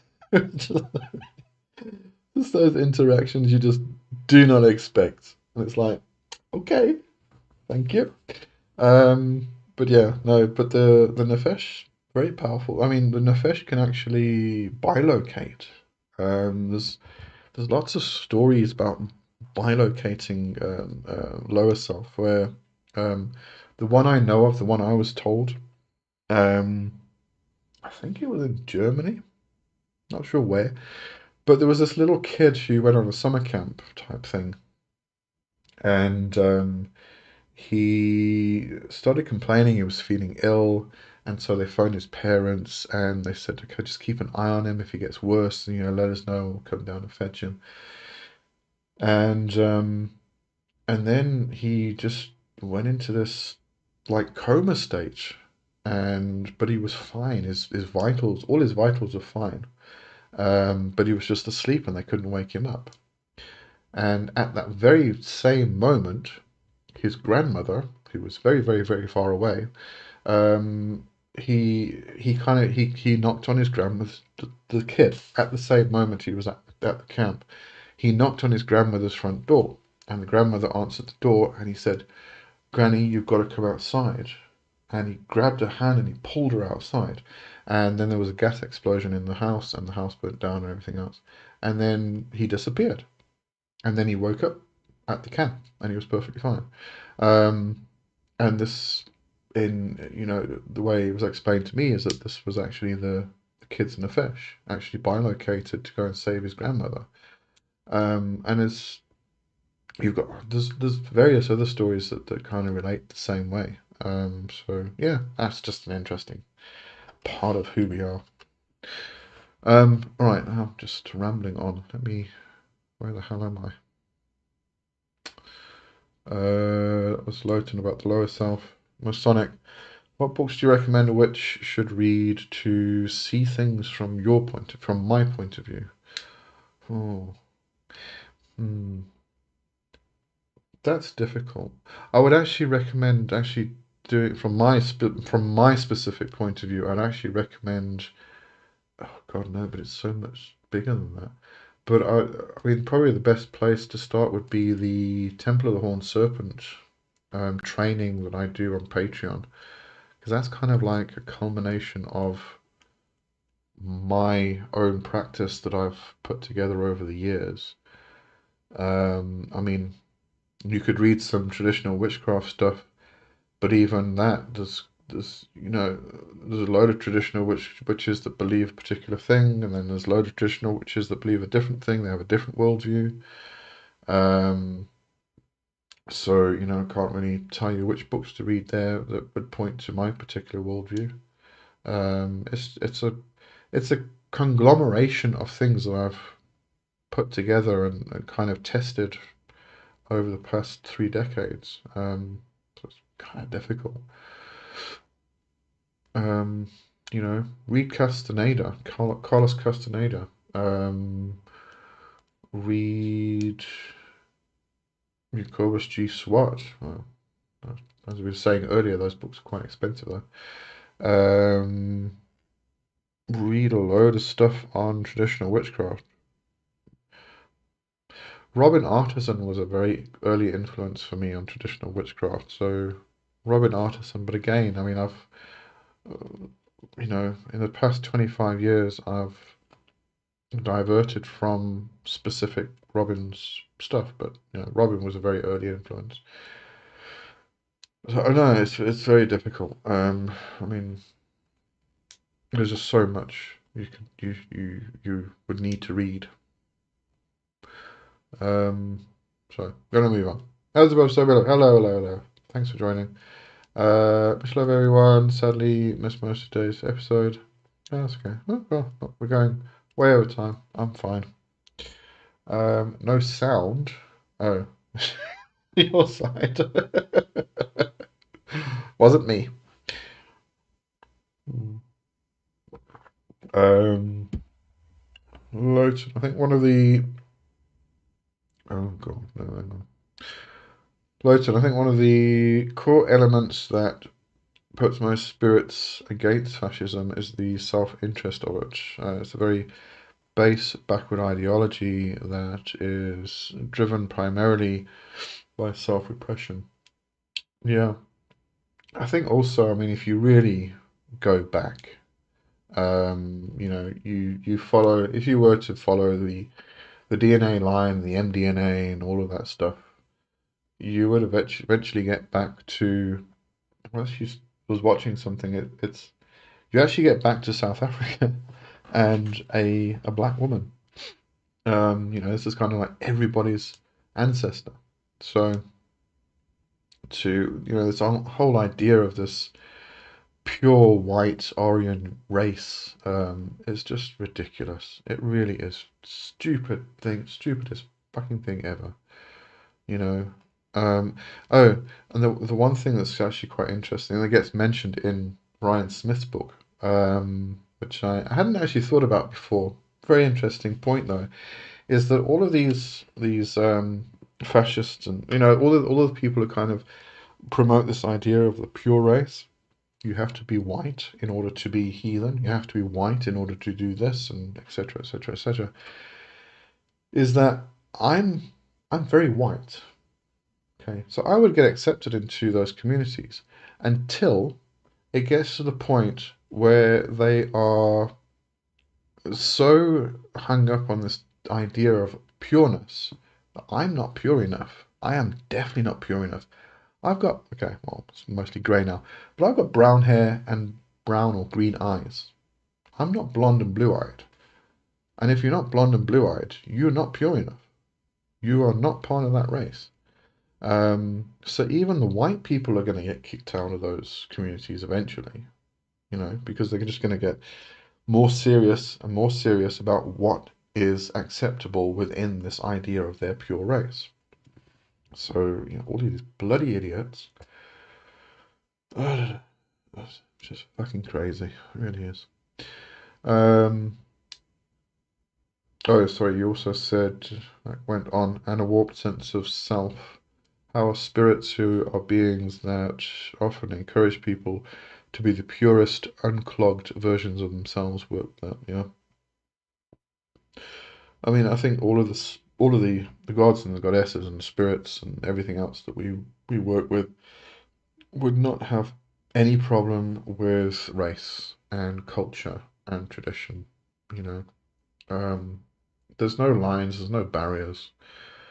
Um, I don't know. I don't. It doesn't equate in my brain. Really weird. Astral parasites, perhaps. Oh, I lost the plot. I don't know what that was in reference to. Sorry, I have to explain. Um, Balem, King Asmodeus is a serious force. All of the Goetic kings are, to be fair. I don't actively work with Asmodeus, but I have worked with him from time to time.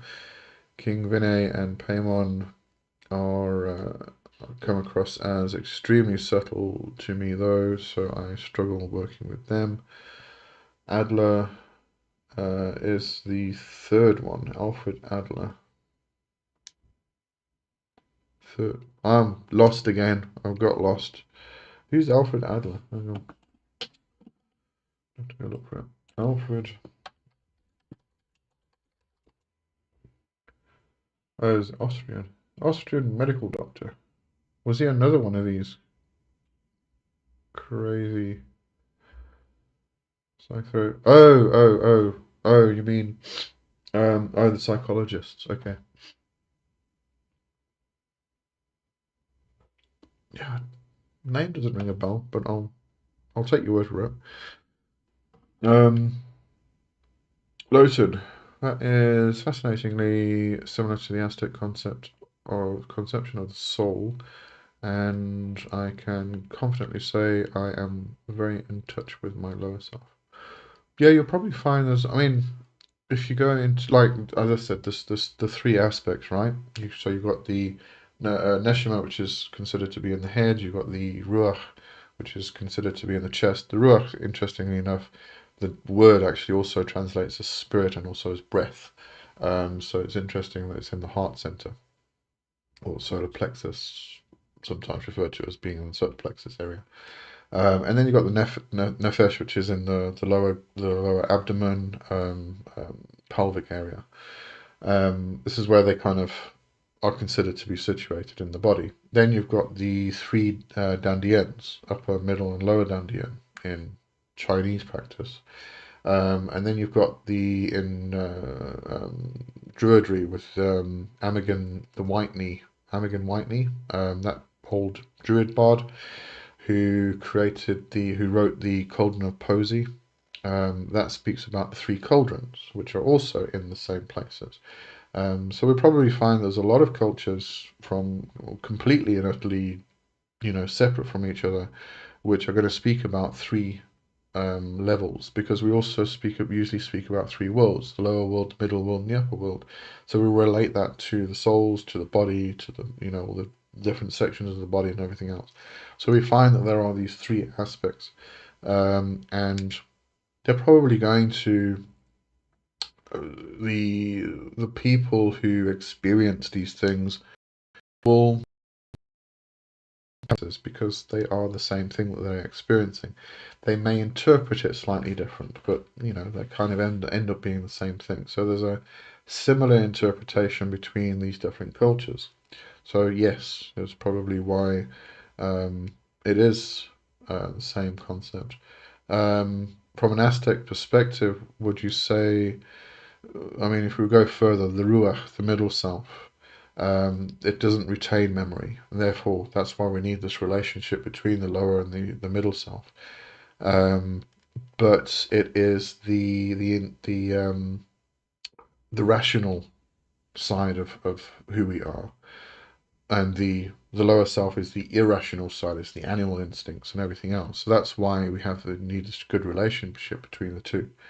Um, Thanks for all the hearts. It was lovely.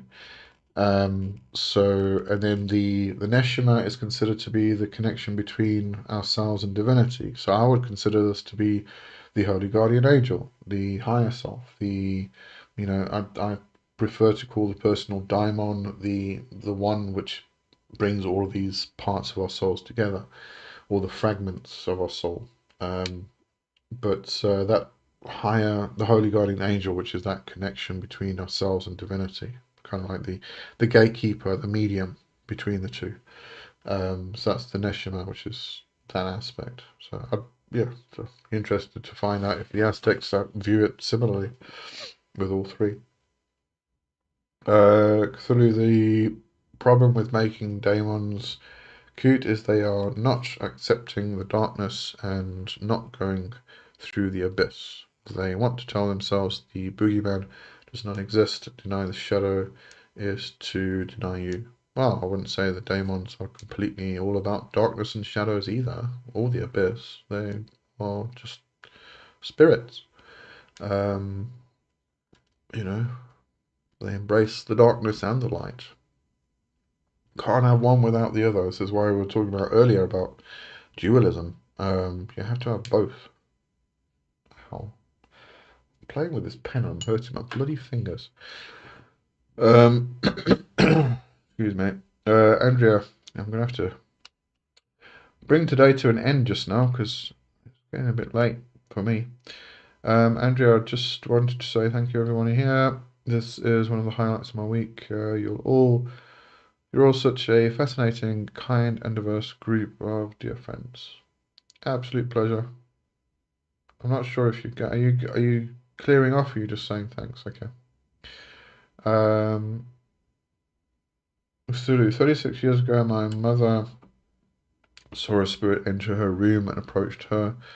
She said it was cloaked in black and took its hand and caused her to miscarriage. What do you make of this? I can't really say. It was probably a spirit which had to come along and cause a miscarriage. Really as simple as that, because that's what was supposed to happen. As horrible as that is, all of these things kind of need to take place to continue on existence, kind of thing. I mean, I know we don't like all the nasty things. We don't like all the bad things that happen, the miscarriage, the murder, this stuff that really, really we want to just get rid of. But unfortunately, we need those things in order to create a balance. We can't. This is why I say, we have to have duality, but the idea is to kind of bring them together to unite them. But it doesn't mean disregarding or rejecting or um, you know liking one over the other and not liking the other one. We need both of them to come together. Now, this is the problem with, we want all the good things, yeah, sure. But we've got to understand that we need a balance in order to continue, and therefore we're going to have some bad shit happen. It's unfortunate, it really is, but it's just part of life. So yeah, she was probably supposed to have a miscarriage, and there was probably a good reason for that. I can't tell you what it is. Um, it's horrible. It really is horrible, but unfortunately, things tend to happen. Lowton, I'm Romani. Oh, cool. But I'm also pale white, green-eyed, with hair that is all shades of ginger auburn. But according to them, I'm not white. They wouldn't probably consider me white either, because I don't have blue eyes and blonde hair. Lowton, ignoring the fact that the Romani culture is literally one of the oldest Aryan cultures. Yeah, I know. They don't even know what they're talking about. You Andrea, you have to be related to yourself. Okay. Like the Habsburg lineage. Um, Lowton, Andrea, they do love inbreeding. Yeah. Um, oh, where are we? Dragon, what do you think is best method to train seeing spirits or the spiritual and astral world? Just carry on doing your practices. It's, your meditation, your breath work, which leads to your trance work and your concentration and visualization and all of that stuff. Because once you can quiet the mind, you can listen to the spirits easier. And you need meditation for that. And you also need to be able to go into a trance state so you can bring yourself into a liminal state between the worlds so you can hear the spirits. Meditation. So just keep doing that work and it becomes progressively easier. It's just a matter of time and practice, you know. Lotion for the Aztecs, more appropriately called the Mexica, something like that. The three energies are the head, the tonali, the heart, the teolia, and the liver, the, I'm going to try and say it, Hiot, Hiotle. I'm going to mess that up completely. Yeah, that's the same. Each energy was believed to be given by a god. Same areas, same as the cauldrons, same as is spoken about in Practical Kabbalah, about the positions of the different parts of the soul. It's all the same. Just really interesting. Yolandi Dragon of the West, meditation, meditation, meditation, and just to switch it up, some more meditation. Yes, absolutely. Cthulhu, spiritual growth is better than seeing spirits. Yeah, but it's the same. I mean, it's a side effect. Seeing spirits and talking to spirits and all of this is a side effect of the spiritual growth. So you got to do the spiritual growth. So you know, get used to it. Make it the better thing, and therefore you'll get all of it. And you give me back my heart. It was oops. Oh, sorry. I don't know how to give them back. 10%. With a bit of meditation as well, absolutely. If you're not sure if you're meditating long enough, then double the time. Lawson, the Tonali dealt with the destiny, growth, and physical and spiritual well-being. The Taelia was the seat of the emotions, intelligence and habits, temperament. The Ihiotl, Ihiotl, I think that was right, was passion and instinct. What about the Nagual? Because the Nagual is isn't it the animal body that is given at birth or something like that? Or is that completely different to the Aztecs? Yeah. My dad thinks that we were related to the Aztecs, but when I asked him why the Aztecs, he said it was the only tribe he remembers from Mexico.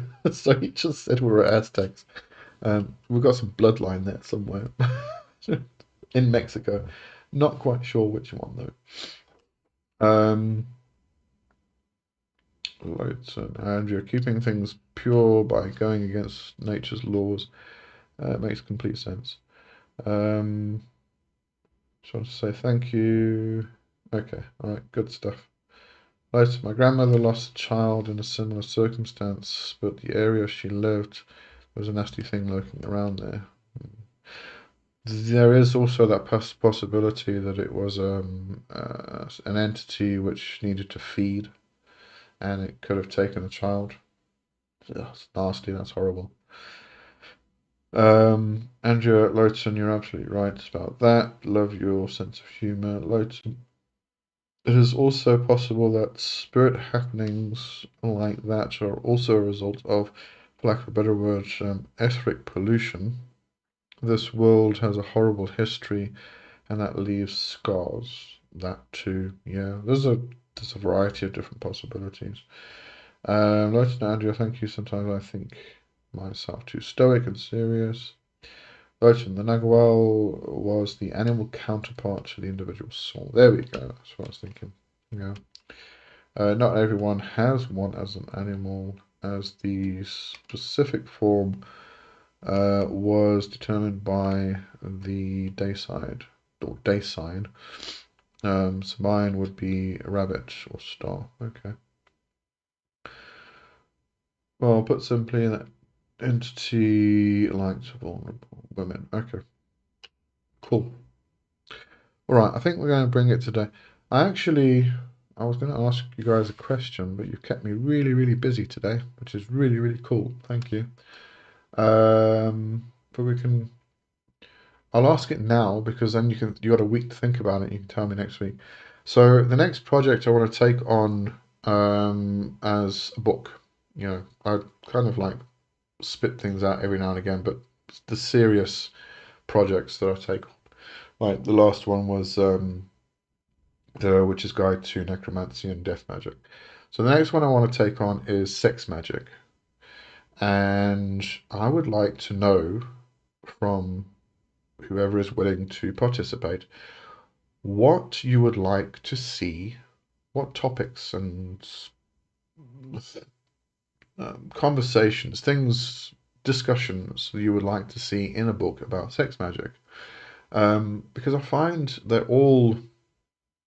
they tend to all talk about the same thing, and I don't really want to get into Tantra because that's totally separate.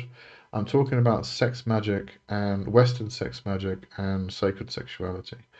Um, and they all tend to revolve around the same things all the time. I want to include something about the abuse that happens in various communities. There are a lot of people who claim they are sex magicians and they will take on apprentices, and it's only just to abuse the person, usually men doing it. Um, so I do want to talk about that, for instance. These various topics that are not usually included in the book about sex magic because they may not be considered to be the fundamental part of sex magic. But yeah, let me know what you think. There we go. Um, Leighton, funny enough, this is one of the things Chemosh appears to have been working with me on in a very direct, artistic way. Oh, sex magic. I'm assuming you're talking about sex magic. Yeah, I find sex magic to be an incredibly powerful, potent tool, and you know, it's easy. Bevan Walker, S. Connolly interview, take her. Yeah, I actually decided to stop doing interviews. I just, and like people sending me books to review and stuff. I don't know. Because as soon as somebody sends me a book to review, I feel like I have to be nice, and I might not like the book, and then I'm not sure what to say. So I don't know. I'm a loner. I like to be by myself, but I don't like talking to people like that. Yeah. Dragon, how to attract partners, health, longevity, and well, I mean that's just magic in general, isn't it? So, you know, you can use sex magic for that. Um, Lotus, I think the purpose of the magic is very important to talk about. I find most places are very vague when they focus on that aspect. Yeah, okay, all right, can see that. So basically, a discussion about magic and what it is, where it comes from, how it flows, why we're doing it in the first place, that kind of thing. Yeah, I suppose it would make up a general discussion, just as an introduction to magic in general, then bringing in the sex magic part. Andrew, I don't know anything at all about sex magic. It's a subject I've not had any education about. It really is quite simple, you know. Orgasm is a generation of energy which can then be projected to a target. I mean, that's sex magic. There we go. Thank you. Finish the book. Yeah. Leighton, how it differs from regular magic as well. But that's the thing. Does it really differ from regular magic? I mean, all. Sex magic is magic which is using sex as a tool. So instead of having your wand and your sword and your chalice and everything else, I mean, you can have those things, obviously. You know, you use your body and somebody else's body if you want to, but you can just use your own body as the tool which generates the energy which is then projected at your target. So, yeah, I'll think about it though. Yeah, maybe there is a difference. All right. I'm going to clear off. Oh, Andrea, I'm writing a book and was going to ask you, what book are you writing? Ask me what? What are you talking about? Okay, you'll have to tell us next week. There you go. All right, I'm going to clear off.